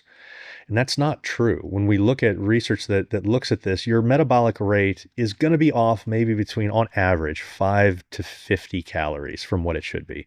So if you were a 220-pound man and you drop down to 185, if you compare yourself to somebody that has always been 185 pounds, you're of similar body composition, your resting metabolic rate is in general going to be about 5 to 50 calories lower than what theirs is.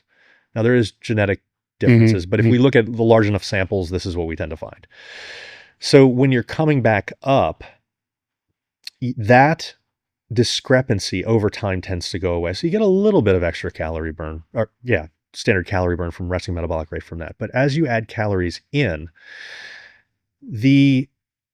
and particularly protein, what we see is non-exercise activity thermogenesis. The NEAT that you were talking about tends to raise more than anything else, because metabolic adaptation that happens from weight loss sessions tends to hit people really hard in 2 aspects. It tends to lower NEAT. You fidget less, you move less, you sit on the couch a lot more, and it tends to ramp up hunger signaling hormones. And so the stall that you have when you are in a deep cut is often because you're not able to maintain the consistency and adherence with your diet, and because you just stop moving. And so in that reverse, as we're adding calories back in, if we do it smart enough and don't, massively dramatically increase calories too quickly, you tend to see a rise in NEAT, even subconsciously. And that usually is what ends up adding to that significant amount of extra calorie burn, which does make future cutting cycles easier. Is it, build up. can it rise over and above what it was before you started the cut the previous time? Theoretically, yes. So over years it can keep. It can. I mean, there's going to be a limit at some point because you can only move so much. Yeah. But when we look at NEAT, NEAT accounts for anywhere between 500 and maybe 2,000 extra calories of calorie burn per day. I mean, 2,000 extra calories per day is a whole other person. We see that usually in people that have like agricultural jobs. That's how much movement they're doing. I mean, they're, baling hay, they're walking the farm, that kind of thing. But step count, if you're talking about people doing, filling a basket with the big rocks to maintain lower levels of body weight, to lose body fat, I mean, NEAT is one of those big rocks. So step count can be a significant game changer in off season to be able to add muscle, just because it's going to allow you to pour more calories, to eat more. Yeah, you can eat more. It's not necessarily going to allow you to gain more muscle just from the fact that you're walking more, because you are burning extra calories doing that, but it'll allow you to eat more and be happier doing it. Well, I'd make the argument that if the circulation's better from the cardio that you're doing, then you potentially should be able to build more muscle. Well, with higher intensity cardio, we do see that for sure. I haven't seen that with walking. Your theory could work. Mm-hmm. It's not going to hurt. Let me put it that way. Yeah. But even with higher intensity cardio increases capillary density, which has been shown to increase building muscle. So you can't skip your cardio. Yeah, no matter. Sucks, because that's the worst car. I saw the look on your face, and you're like, but walking will do it. Yeah, it's just like things. Like one of the things that's kind of trending right now is the interval cardio, the HIIT cardio. It's coming back again. It goes through the phases, where before that it's always the steady state. Then it goes HIIT, then it just goes back and forth. And now it's kind of going into that. And it's this, I fucking hate that. Well, they both have their pros and cons. And steady state is great because it doesn't really hit your recovery. I mean, HIIT hits your recovery. If you've really done HIIT, there are these people that go out and they say, I do high intensity interval training. And then when they're done, you look over at them and you're like, you don't look like you're ready to throw up. You're not, mm-hmm. not really doing it. But the steady state cardio, the low intensity steady state cardio, like walking, is great because it will allow you to get that calorie burn in. You can do it without taking major hits to recovery. And that's a wonderful thing. HIIT or other high intensity work, I mean, you do that because it increases stroke volume. It improves, cardiovascular performance. It can add to that muscle building. It can, regulate blood glucose a little bit better. I mean, they both do, but that does a little bit better. You do them for different reasons, and there is a reason to have both in play. Mm-hmm. I mean, walking as a proxy for NEAT is a wonderful thing because you're so easily able to monitor how many steps you take per day. I mean, everybody's got a smartwatch these days. Everybody can get, a $20 step counter if you really want to, and keep an eye on that. But it's really good to do this during cutting cycles because that metabolic adaptation subconsciously lowers that. It's one of those things that causes that stall. And if you're watching your step count when you first start that cut and then monitor it week to week, you'll see, okay, naturally I'm starting to drop. So you can make that adjustment to build that back up and prevent those stalls from happening. So how would one, because I don't want to ever do it again, but I've done a handful of cuts that were more than just diet phases, Mm-hmm. right? And it's okay to a point, right? Then it gets to a point where it's not okay, and it's just kind of like suffering. Then it gets to a point where your brain actually works, so maybe 20 minutes after you eat, and then you just stare at a wall and drool until the next meal comes around. Mm-hmm. How would the competitive bodybuilders avoid that final part? Competitive bodybuilders can't avoid that part because their calorie counts are going so low. Yeah. That, when you're stepping foot on stage, you're doing something different. That is not for health purposes. I don't think that anybody out here is pretending that stepping foot on stage is a healthy endeavor. No, the one thing that I told, because I worked with Shelby Starnes, Justin Harris, John Meadows, and John Berardi, is in all of those cases, some of them multiple times. My first statement was, coming from as a power lifter, I'll do all this, but I'm not doing the last phase. Like, fuck that. I know what the last phase is in power. Honestly, I wouldn't even recommend it for No, I wouldn't either. There's no point. No, there isn't. I mean, the best things that you can possibly do to help mitigate what you're talking about here is you really have to start shifting the food choices that you make. But the one thing I did notice is in the way that we used photos, we used body weight, and we used Perillo's 12 site skin fold calipers. Not saying that the calipers are great, but the 12 at least shows you where. You want to hear something funny? Is they're probably more accurate than the InBody. That's why I did it. Yeah. Right. Because if you've got a person that knows how to do it, yeah, they're and the same person every single time. Yes, it's probably the most accurate thing that you can do that is practically available, that is just easy. I mean, a lot of those scans seem really high tech. They're just very prone to a lot of different errors. Yeah, I wasn't going to deal with that bullshit, but each time I went through it was easier. Mm-hmm. Every cut I did, like the first one was absolutely miserable, right? Because you never really, wrestling in high school, it never really did anything, but it seemed like each time became easier. Like the first time using those calipers as the measurement, the first time I would hit 8%. Granted, it's the calipers and so forth. It's not really 8%. It was a nightmare, right? The second time, it's like, oh man, this is no big deal. Third time, that resilience. So there's resilience that gets built there as well. I'm assuming it's all neurological. It's psychological. Yeah. I mean, and this is very similar to powerlifters. So you can agree or disagree with me on this one. In my opinion, looking at all the research, I don't think that you have to do 1 rep maxes to maximally increase your 1 rep max. However, before everybody tries to beat me up over this, I think 3 to 8 reps, perfectly fine. You can build your 1 rep max extremely well. However, you do need to do 1 rep maxes if you're going to go in a competition, because you need to know where your limits are and you need to learn to grind through that. Well, the skill acquisition of it is important, but all my best lifts were always in a meet, and they were at least 50 to 100 pounds off the best lifts I ever did in a gym. So it's almost like the nutrition physiques version of, you go through these things and it gets easier and easier every time, even though you don't necessarily have to get stage lean to really understand what losing body fat is like. Similarly, you don't really have to do 1 rep maxes to improve that 1 rep max, but it sure makes a hell of a bit of difference when you're going to step foot on stage and actually do it. Sure. Hey guys, I just wanted to take a moment because we do read the comments, and one of them that keeps popping up more frequently than not is, I can't believe this video doesn't get more views. Take a minute to subscribe, leave a comment, and share. It really does help. It's psychologically, it is really important. And you start to go through these things, but the best way that you can handle that is to adjust your nutrition. Start using the voluminous foods, the lean proteins, the high fiber options. I mean, even in really low calorie amounts, try to eat a bushel of apples.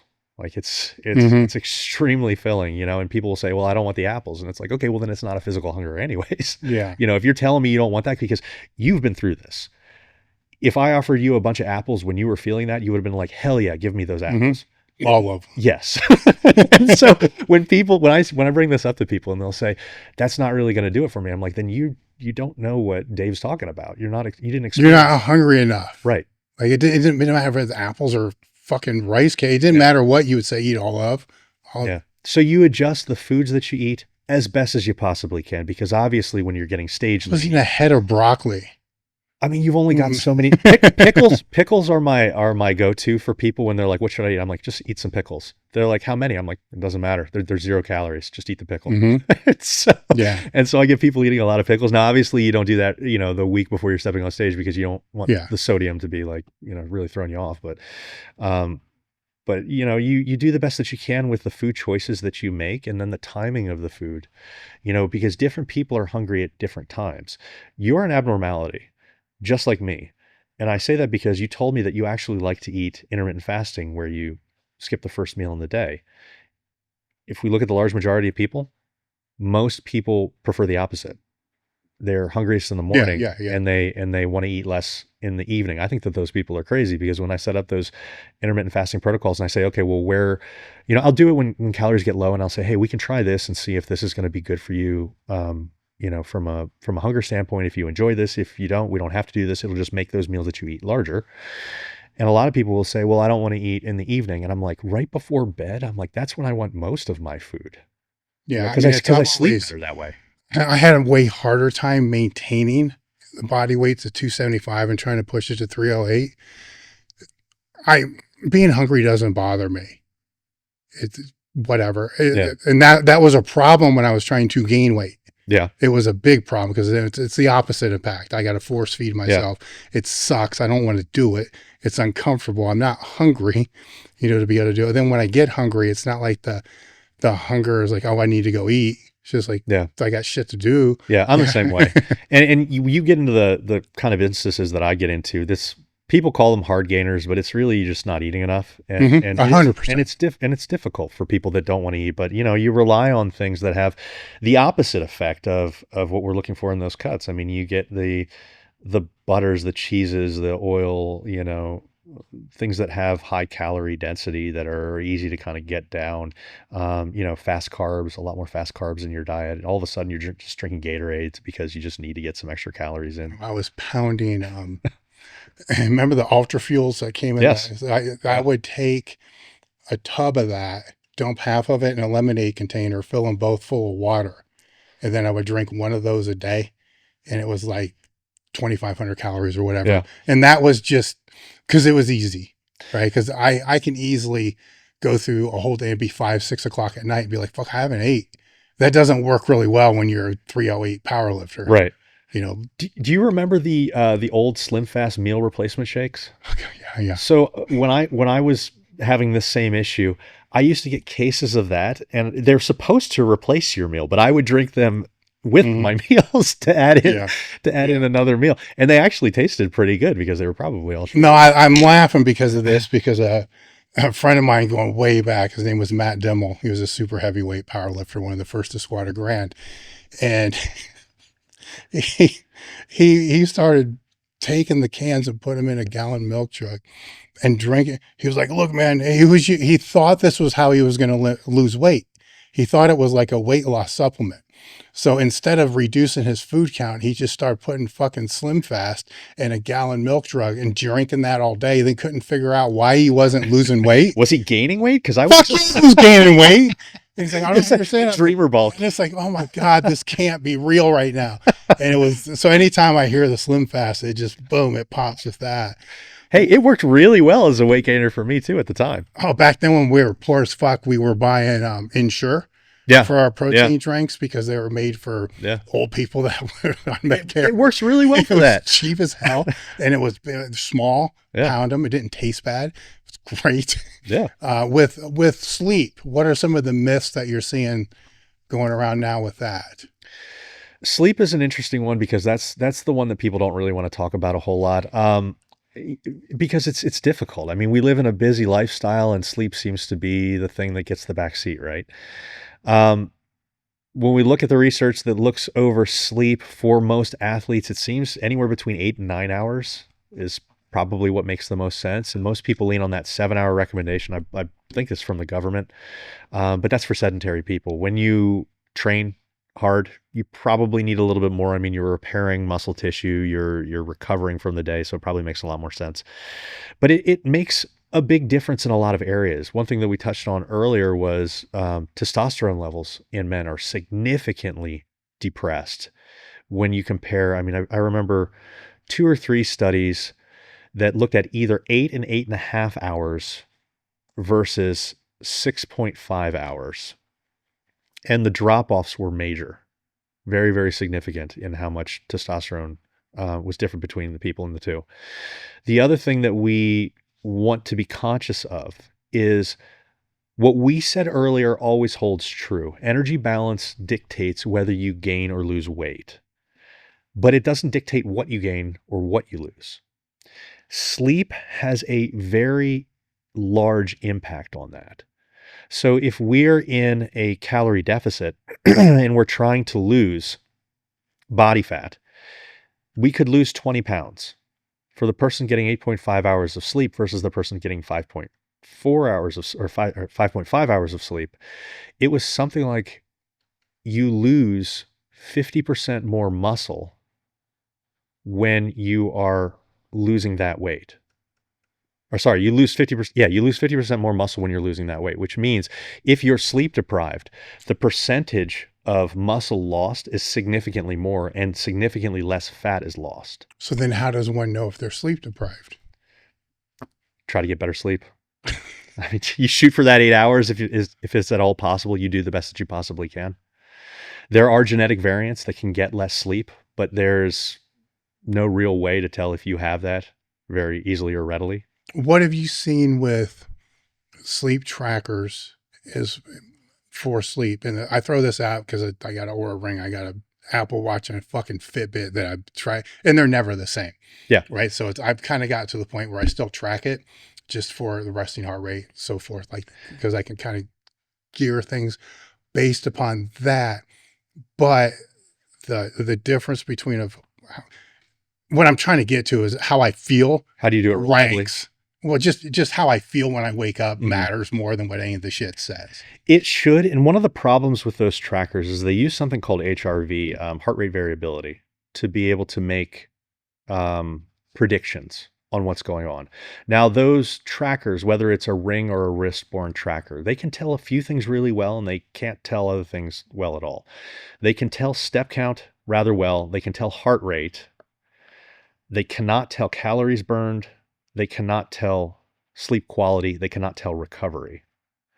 They can tell sleep length decently well. So the problem with using them is, do they become a self-fulfilling prophecy of problems when you don't feel bad, but it tells you that you're under recovered? Not when you have 3 of them, because you right, find right. You're solving that problem yourself. But there are a lot of people that rely on just like a ring or just on a watch, and it makes much more sense to ask yourself, well, how do I feel? Because if you feel good, you're probably going to perform just fine. The nocebo effect is a very real thing, that negative placebo effect. If you believe something bad is happening or something is off, then you perform less well. You can experience symptoms that you don't really have. And the problem with these rings and these trackers is that if they're not really giving you reliable information anyways, is it really a benefit? Because when it tells you something that you want to see, you probably already feel good to begin with. If you feel like absolute dog shit and it says you're fully recovered, all of a sudden, are you going to feel great? Yeah. It doesn't really work that way, but it works in the opposite stance. Whereas you feel okay and it tells you you're not recovered, you probably shouldn't work out today. And a lot of people might phone it in on those days or may not go in. And then, you take hits to your consistency, your adherence with getting into the gym, which is maybe not a problem for somebody of your caliber, but could be a real problem for people that are just getting started or intermediates that are really trying to build that habit. So with the clients that you have, do you find when it is off, are the steps that you go about just consistent bedtime? I mean, what are some of the basics? Basics are time management skills. Figuring out ways to be able to give ourselves a little bit more time when we can get some restful sleep. And napping certainly helps. If you've got times where you can nap, it doesn't fully replace continuous restful sleep, but it can help. Time management skills usually come down to a lot, individual things that people are dealing with. How do we manage kids? How do we manage work? Can we meal prep in a better manner? And meal prep is one of the ones that I find we can actually shore up a lot of time. Mm-hmm. Because when people first start working with any coach, I think that every coach can kind of get on board with the idea of it was kind of a mess with how they're getting their nutrition. They were doing everything a la carte, or they were just picking things up. And then all of a sudden you start getting them used to slow cookers and Instant Pots and, batch cooking large portions of meals. And that doesn't mean that you have to have everything pre-made, but having some things pre-made makes your life a hell of a lot easier. You can batch cook an entire week's worth of rice in 16 minutes. You can grill an entire week's worth of chicken. You can do potatoes. You can do pulled pork, whatever it is. And if they have that available, that's more time that they can spend doing other things on top of concurrent movement and things. When we talk about losing body fat, we talked about monitoring step count. Well, we know that a lot of people are going to be sitting around in the evening anyways doing Netflix binges or whatever it is. Why don't you hop on the treadmill and watch your Netflix there? Get that stress relief that you want. You're walking on the treadmill, knock those two things out at once. You got a little bit of extra time, get some more sleep. So figuring out where we can find the holes in people's daily lives and then make things more efficient makes a whole lot of difference. I'll add two things to that, and that would be I see people have a lack of self that they can't sleep for a couple different reasons. The first one's a low hanging fruit, which I'm going to just throw out there. Train fucking harder and get more steps, right? Yep. Then it's when I was wrestling, I had to earn my sleep. That was a coach used to tell me that. It's like, you should go to bed and fall the fuck asleep just because you're tired as fuck from all the and it was severely overtrained, but that was train harder, get more steps. The other part of that would be they can't sleep because of mental dialogue. Come to terms with things that you can and cannot control. Don't worry about the things that you can't control, because there's no reason for you losing sleep over shit you have no control over.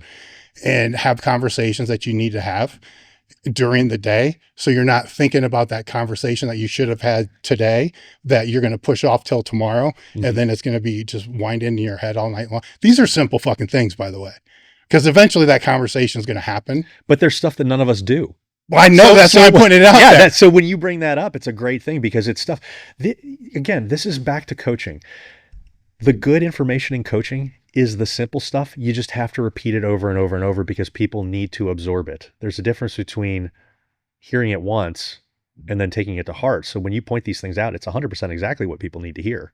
Oh, I know. And I get it. I really do, because let's go back to the conversation that you don't want to have, that you know you have to have. It's still going to happen. You know, so it's just like facing the fact, like, well, if I get it over with now, then I'm going to be able to sleep, or I can just fucking push it all. Oh, I'll deal with it Monday and it's Thursday. Sleep's fucked. You're going to think about it for 3 days. Yeah. Yes. And almost every case with situations like that, it's not going to be the worst case you're playing in your head, and it's not going to be the best. It's going to be somewhere in the middle. Yeah. Like any other stress in life. It's never the worst. It's never the best. It's like right there. But you freak out thinking it's always going to be the worst, and you can't fucking sleep. And it's like, fuck the melatonin and all this other kind of shit. Just fucking train harder and deal with your shit. You know, it's pretty simple. Yeah. It makes a huge difference.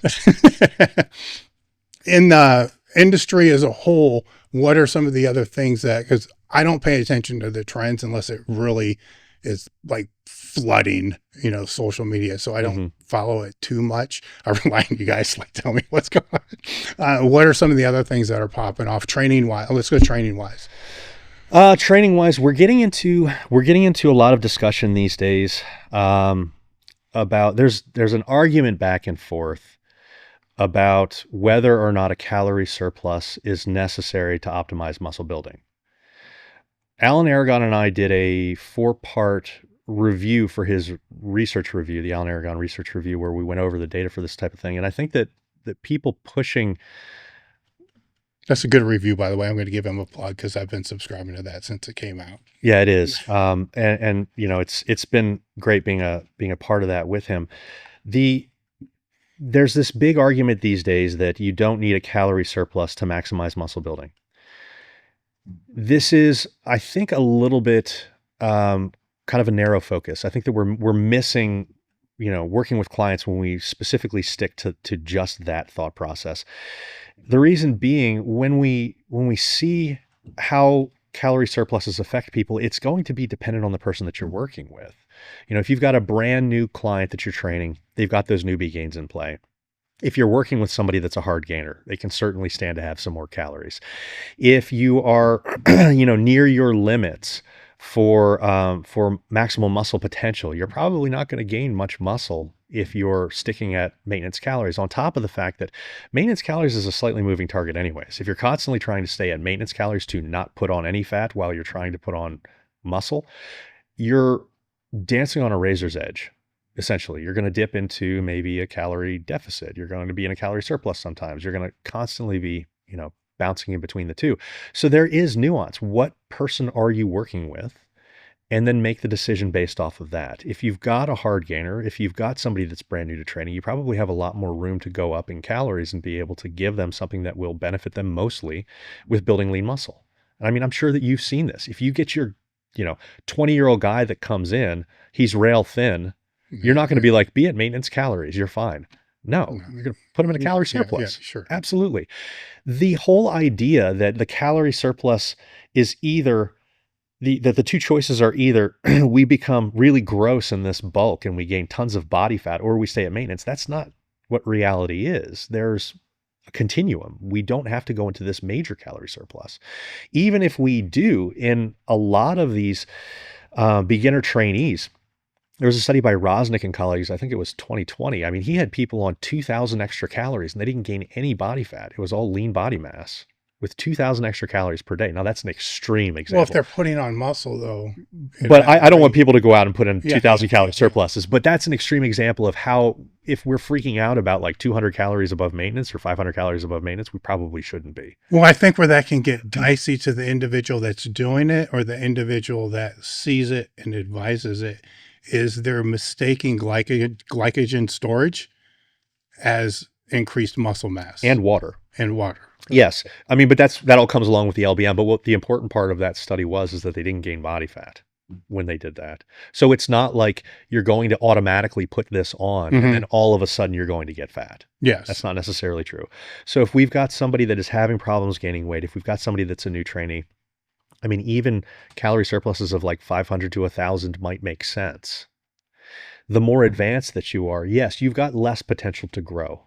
I mean, and I think that it makes sense where you're not in a newbie gain stage. You're not going to be gaining 20 pounds of muscle in 1 year, right? So you should probably be sitting closer to maintenance whenever you're in your building phases. And that's why something like 250 to 500 calories above maintenance makes a lot of sense. You'll put on a minimal amount of body fat. You'll put yourself into an anabolic environment where you can actually gain some muscle.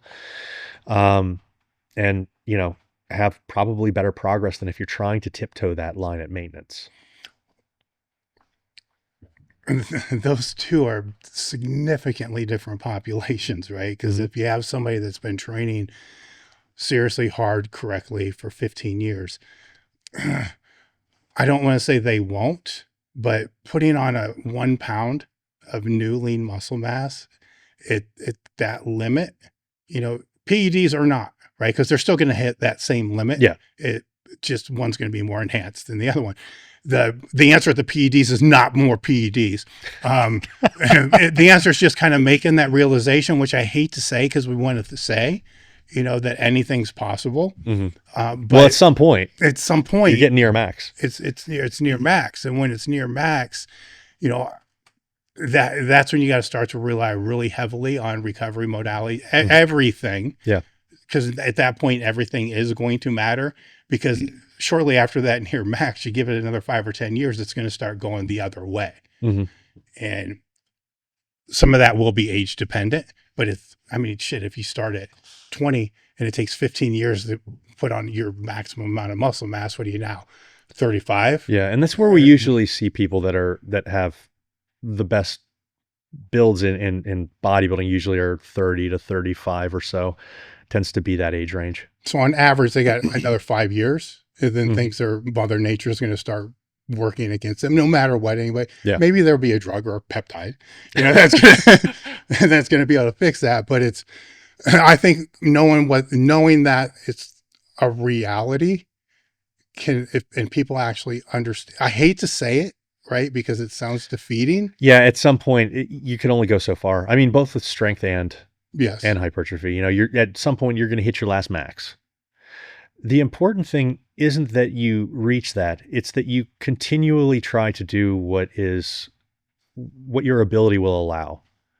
Well, what I think can happen though, if you learn all the habits that we've talked about sooner than later, let's say that decrease starts to happen. I just throw a 37. I'm just throwing a random number out there. But instead of waiting until you're 35 to start implementing all these habits, which might get you to like 38, maybe. But if you learn them earlier, maybe that 37 becomes 40.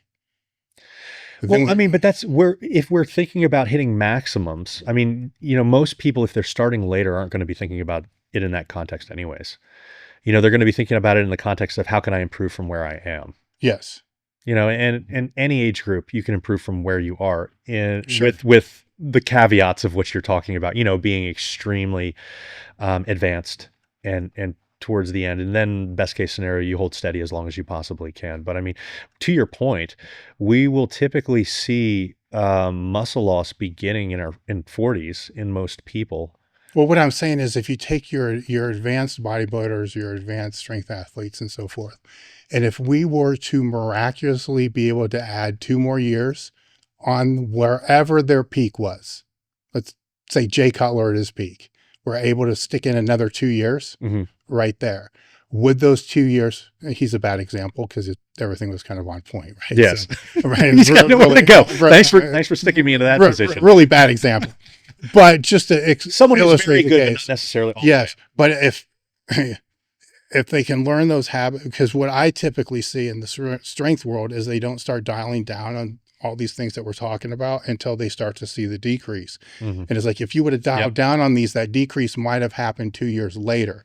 Now let's think this through. If you're at your peak and then you're able to still put on another 2%, or shit, just at your peak, you're not going to get stronger, but your ability to display the strength that you actually have now increases by 6 more competitions, 2 per year, right? Because at a certain point, they're not going to get stronger. They're just going to display it the way that they're just going to display what they actually have. Yeah. Right. Competition is a display of strength, not the building of strength. Right.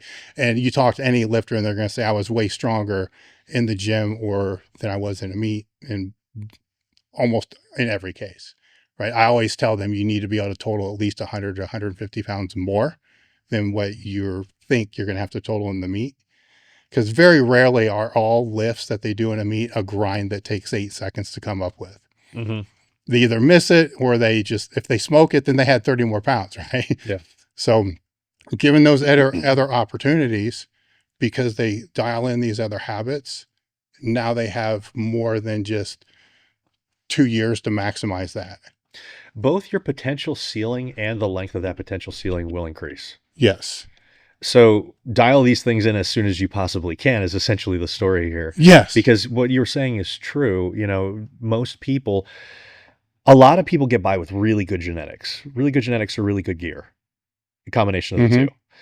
And they don't necessarily dial everything in. Sleep is one of the ones that they skip out on a lot. Certain parts of nutrition they skip out on. A lot of the recovery stuff is skipped out on until people start to really feel a little bit beaten down.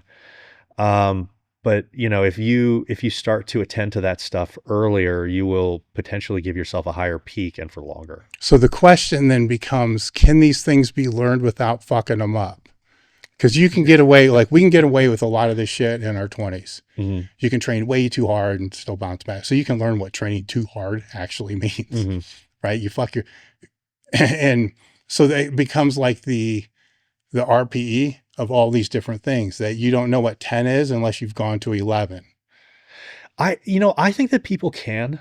I think that people can learn this stuff without completely fucking themselves up. I think that the issue there will be taking things incrementally when people want to make bigger jumps. I know, and that's the problem. And I think it is possible. I think that is a person going to actually do that is the real question, because people will see. I mean, let's use powerlifting as an example. With powerlifting, if we look at research data that looks at the injury rates in powerlifting, it's actually extremely low. Compared to other sports, it's super low. It's very low. Yeah. However, competitive powerlifters are much higher than regular powerlifters. Now, why is that? And it's not because they're lifting a lot heavier necessarily. It's probably because you got into a meet, you're looking at the guy that just went before you and you say, hey, if I go 20 pounds heavier than I've ever lifted, I'll win. So I'm going to go for it and hit full send. There's another variable too. And that would be if your meet is on said day, right? And you're coming into that meet and say, there's always a point where you're going to start to feel beat up. Same thing you start to feel beat up, you tweak something just a little bit. And you could have pulled it back on a normal week. You're still going. Yeah. Right. Where if they're not competitive, they're just going to back it off. Right.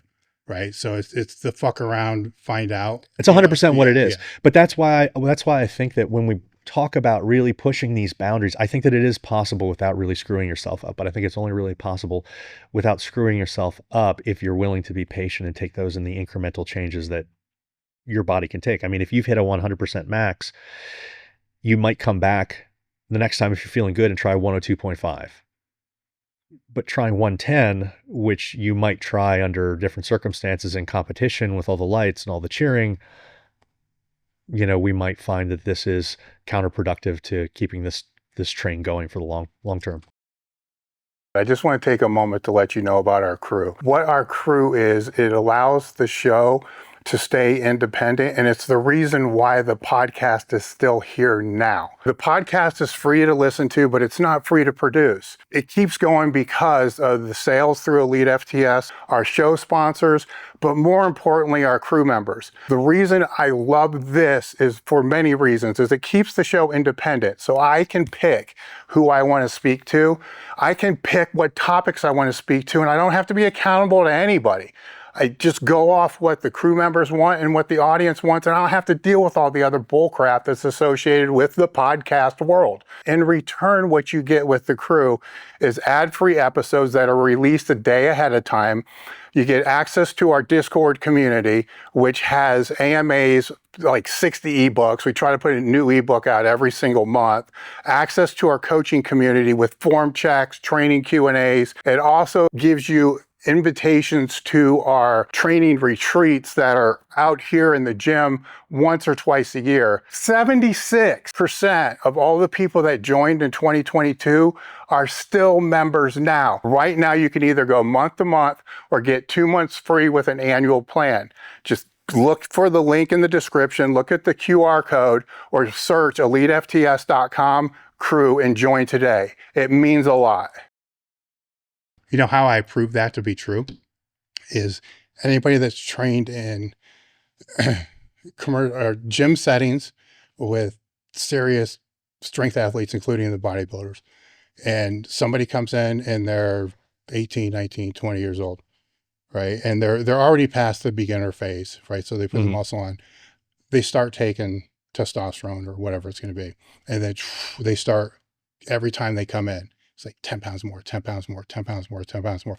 And their face gets right. You start to see everything associated with that. Every single person that I know will maybe not say to them, but will say to somebody else, he better slow the fuck down or he's going to tear something. Yep. So they inherently all know this to be true. You see? So what I'm saying is good on paper. What you're saying is practicality. Yes. You're saying it's the real world. It's the real world. They'll all say it, right? And because they all have been in that same road and it all led to something happening. Now, if they're going to say anything to that person, like dial it back, maybe the person's not going to listen, the same way that nobody else will listen to, but they inherently know it. But this is where it gets weird. They won't do it themselves.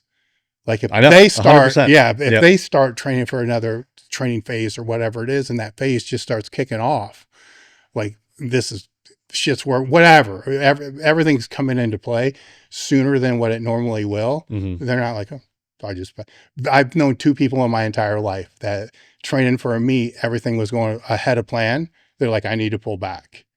2, out of hundreds, 2, right? Because it's like, what the hell? Here's what the plan is. Here's what I'm supposed to do. Anything over in this, what I'm just going to expect, I'm going to do 50 pounds more than what I originally planned. It's not going to happen. So they know, but they don't understand. But they're not going to do it. Yeah. I mean, this is maybe I'm an idealist here. Yeah. I think it can be done, whether it's going to be done in practices. Well, I mean, in the real world, we're not talking about the competitors. Yeah. More than 99% of all the people who are training, probably listening to this, are never going to compete. The other thing that you have to think about, though, is when we talk about, if you're getting up right next to your genetic or your strength ceiling, no one's going to really know that they're at that. Everybody's always going to believe I got, 5 pounds more. I've got whatever it is. And so you'll always attempt to do that. Well, it can be a weird one too, because some people may not actually be there, but think they're there just because it's hard. Yeah. That's where it gets real weird.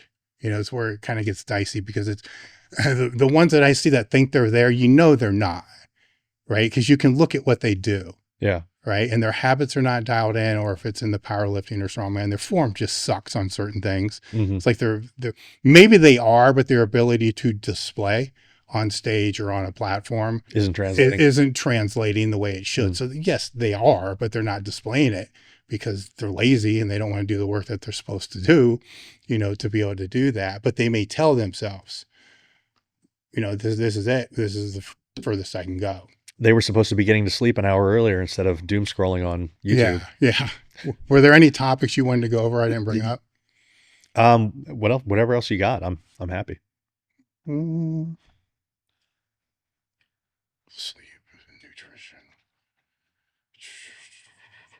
What's training wise? Because with that, how do you, with your clients, because it's all online, Mhm. and that brings issues there of RIR, RPE, whatever it's going to be, gauging how hard they're actually working, in those sets that you're going to prescribe. How do you go about communicating what that is? For instance, if you have somebody doing 3 sets of 6, Mhm. and if they come in here and I see it's 3 sets of 6, am I able to get them to do that 3 sets of 6 with 40 pounds more than what you had? You have to know how to kind of gauge that. Yeah. So how do you go about, the word I'm looking for is anchoring. So how do you go about anchoring whatever that RPE, RIR, or whatever it is that you're working with? So I use RIR. And just for people's background for RIR, with most hypertrophy applications, if you're within about 0 to 2 or 0 to 3 RIR, you're probably maximizing your return for building muscle. You've got a little bit more room with strength progress to be off where you'll still progress. But it's a good point because the majority of people aren't anywhere near where they should be with intensity. And that's actually one of the issues people have with building lean muscle and strength is that they're just not working as hard as they think they are. And this isn't anything wrong with the people that are doing it. Well, they don't know. Right. And they don't really understand that pushing through that discomfort is something that's a learned skill and is something that you're going to have to learn if you want to ever move beyond the intermediate stage. And I think that people get caught up in that thought process of, oh, I'm doing things the correct way, because when you have those beginner gains, I mean, any shit works. Yeah. Literally, you just going in makes a big difference. And so in people's minds, it kind of trains them to think, okay, well, this is working for me. This is what lifting is like. When in reality, when we get out of that beginner gain stage and we actually have to start dialing that into that 0 to 2 RIR to really make a difference, people fall short. And so there is a challenge with that through online coaching as opposed to being in person, because in person you can look at the client and you can say, do one more. You can kind of, you can just give me 2 more. I want to see. And in your mind, you're thinking, I'm going to see what this person can do as far as, the intensity, and then make your notes so you know what they're doing for next time. What I do with my clients to be able to make sure that they're doing this is I give them intensity checks. And I will usually not do it in the first training block with a brand new client, but then from my second training block on, I typically do it with everybody once a training cycle. What I do is I will pick a lift in each one of their days. And I'll say, okay, I want you to warm up the way that you normally do. I want you to do your first set the way that you normally do. And then I want you to take the weight that you believe that you should be doing on the second set for the prescribed number of reps. And I want you to take it to momentary muscular failure, to where you fail in the middle of a set, right? And then we'll figure out, okay, once you've got all of these lifts down, send me an email, give me the exercise name, the number of reps that you got, and the weight that you used. And I can tell you more than half the time, they're getting 5 reps or more beyond what they should when they first start. And then we say, okay, how did that feel? Because you felt what it felt like when you went to failure. And obviously you tell them, hey, get a spotter if you need to. If this is a lift that needs a spotter, get a spotter. Tell them what you're going to do. Tell them you're going to failure, and then do this. And then over time, they start to get that feeling of what that lift feels like, or what pushing through that discomfort feels like, to train them to see beyond that 80% or whatever we typically quit on intensity wise, because it just starts to hurt. And then we'll say a year or 2 later, Is it still As I'm testing over the year, they typically get better and better and okay? better. Yeah. But I have seen it be as far as 26 reps off in some instances, where they're supposed to be getting like, say, 6 to 8 reps, and they'll be getting in the 30s. Well, there's a mental attribute that can come into that as well too. Mm-hmm. You know, because are you allowed to get? This is the issue I've always had with all these things. Like, am I allowed to get psyched up or not? Like, what training state am I Always. supposed to be in for every set?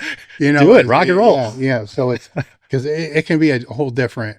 There's different levels with different people Yeah. on what that can actually be. For some people, you do that every set. You're doing 4 sets. You're done.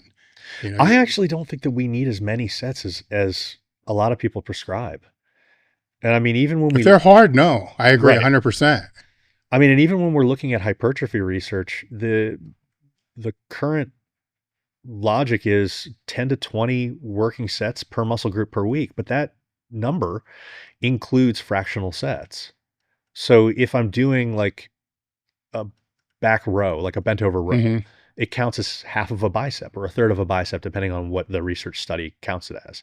So I think that people are overestimating, one, how much volume they actually need if intensity is on point. Mhm. I also think that we even have, with that 10 to 20 working sets per muscle group per week, I think it's slightly high. And I think it's slightly high because of what you brought up to start this question. I think that when we test the majority of people, they're off a little bit on their intensity to begin with. So it's skewing that number a little bit higher. And even when we look at the hypertrophy research, there is no limit that we've established yet where you add in another set and it doesn't continue causing an increase in growth. The problem is, after about 20 sets, the diminishing returns kick in so hardcore that Well, I would say, where does the systemic fatigue start to come in as you're That's- just not able to recover? that's the thing. And these studies, again, they're only lasting like 12 weeks to 8 to 12 weeks, so people can do these really high volume programs for 8 weeks and it's not problematic. Now take that out over a year. How many injuries are we going to have? How much junk volume are we going to be doing? So yeah, the studies suggest that there's no real upper limit, but that upper limit is the reason that we're not seeing that, because that volume is making up for poor intensity. And I would argue there's probably a good bit of that in play. You just noted junk volume, and that's a topic I like to talk about, because in what context is it junk, right? Because if you're training to increase just overall work capacity, is that then It's never junk. It's not junk, never right? It's you see what I'm saying? Yeah. So I can see the junk volume concept come into if it's just purely hypertrophy, but even that's going to have to be grounded in a base of somewhat conditioning and work capacity. It's not even technically junk. What it is, I mean, that's just a misnomer. Yeah, I get it. Yeah. It's not even technically junk. What it is it's an extensive amount of extra volume for very little return. Mm-hmm. And then you start to worry about the things like, okay, well, how much is this taxing CNS? How much is this hitting my recovery? Am I going to be ready for my next training session tomorrow? And at some point, you figure out, well, what's going to be the most efficient? What's going to be the best use of my time? Where am I going to get the best return? And that's where that 10 to 20 for hypertrophy tends to come into play, but even slightly lower probably makes sense for a lot of people. Yeah. That's always been like a training trigger word for me sometimes, because it's like, okay, if the strength athlete needs to increase their overall work capacity, I don't want to do that with all high intensity stuff. Right. They just need but that would be dumb. Right. It would be risky. But you would still, even when you raise volume, you would still be having them challenging themselves towards the end of that set. Oh yeah, sure. Right. Sure. So it's still, it's not junk from the fact that it doesn't do anything.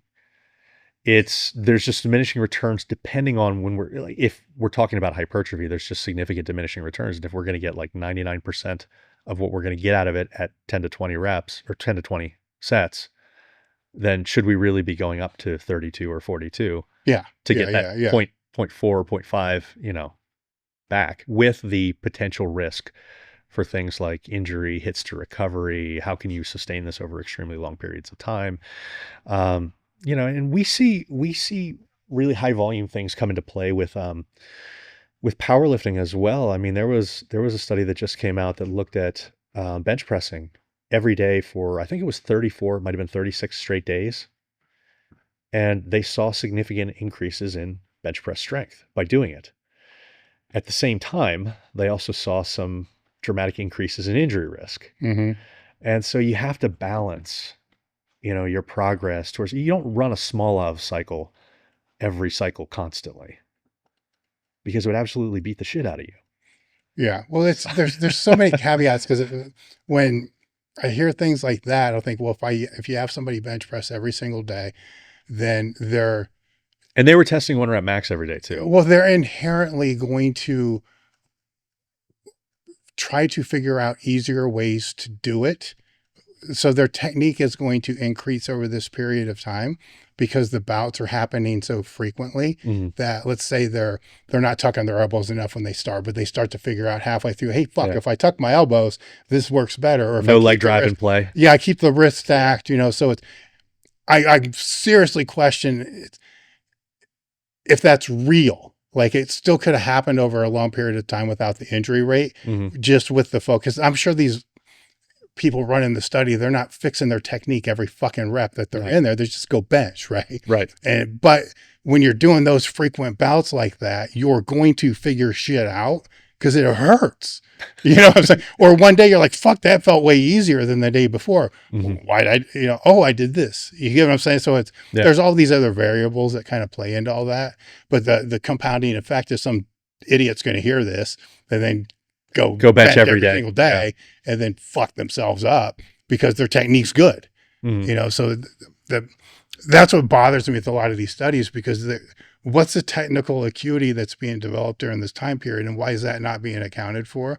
Because we can all take somebody with a shitty squat and then teach them to brace a little bit better, have them stack a little bit better, have their ability to display force a little bit better, and put 50 pounds on their squat. And one training, they did not get 50 pounds stronger. They just, so how much, you see that all plays into these things too, but is just wiped under the rug. So you don't know what to believe, what not to believe, where it really doesn't matter, because anecdotally, coaches are still going to have their people do what's going to work, and the lifters are still going to do what they know is going to work, and they'll use the research to, this gets weird. It's kind of a guideline rather than a prescription. Well, it's a guideline, and it can give them ideas. Yes. But in a lot of cases, what it does, unfortunately, is give them reasons to justify why what they're doing is better than everybody else. Yeah. I mean, fitness and nutrition gets very dogmatic in a lot of senses. I mean, people get, and I think that's the biggest issue that coaches get into these days, is that they set up their identity around a certain protocol or a certain idea. And then every client, you have to fit them to that idea. And it's kind of like having a hammer, and half of your clients have been nails, and it's been great. And then all of a sudden you get a screw. And the same thing doesn't work for everybody. And that's where that anecdotal in the trenches type work comes into play, because you use that research as a guideline, and then you start to say, okay, well, does this make me question my beliefs? Should I try something differently? Should this be worked with this specific client? And, how do I prescribe this for the individual, as opposed to just trying to push a modality onto somebody? I'm laughing because I'm just thinking, and how often does that happen? Like 10% of the time. 10% of the coaches, all the other ones I know, are just trying to validate what they're doing. So they're going to search for whatever study that will validate. That's the problem with research. Yeah. It's that you can make arguments for pretty much anything under the sun if you really wanted to. Yes. I can go through Allan's thing. If I actually can search, pretty easy. And if I can't search, I just dump it in AI. I could find conflicting reports on every fucking thing, that whatever just came out in the last one. I could probably dump those in if I can search everything that's in there and find the exact opposite on every one of those things. Some of the things are going to have trends that are going to kind of move through there, but it's still good for people to review those things, because it will bring back things that they maybe used to do but quit doing, just forgot about, because it's not trending. Sure. Because I think everybody's influenced by the trends to one degree or another. You always want to try out something new because you don't want to be left behind. Yes, but the new's not always new. New is almost never new.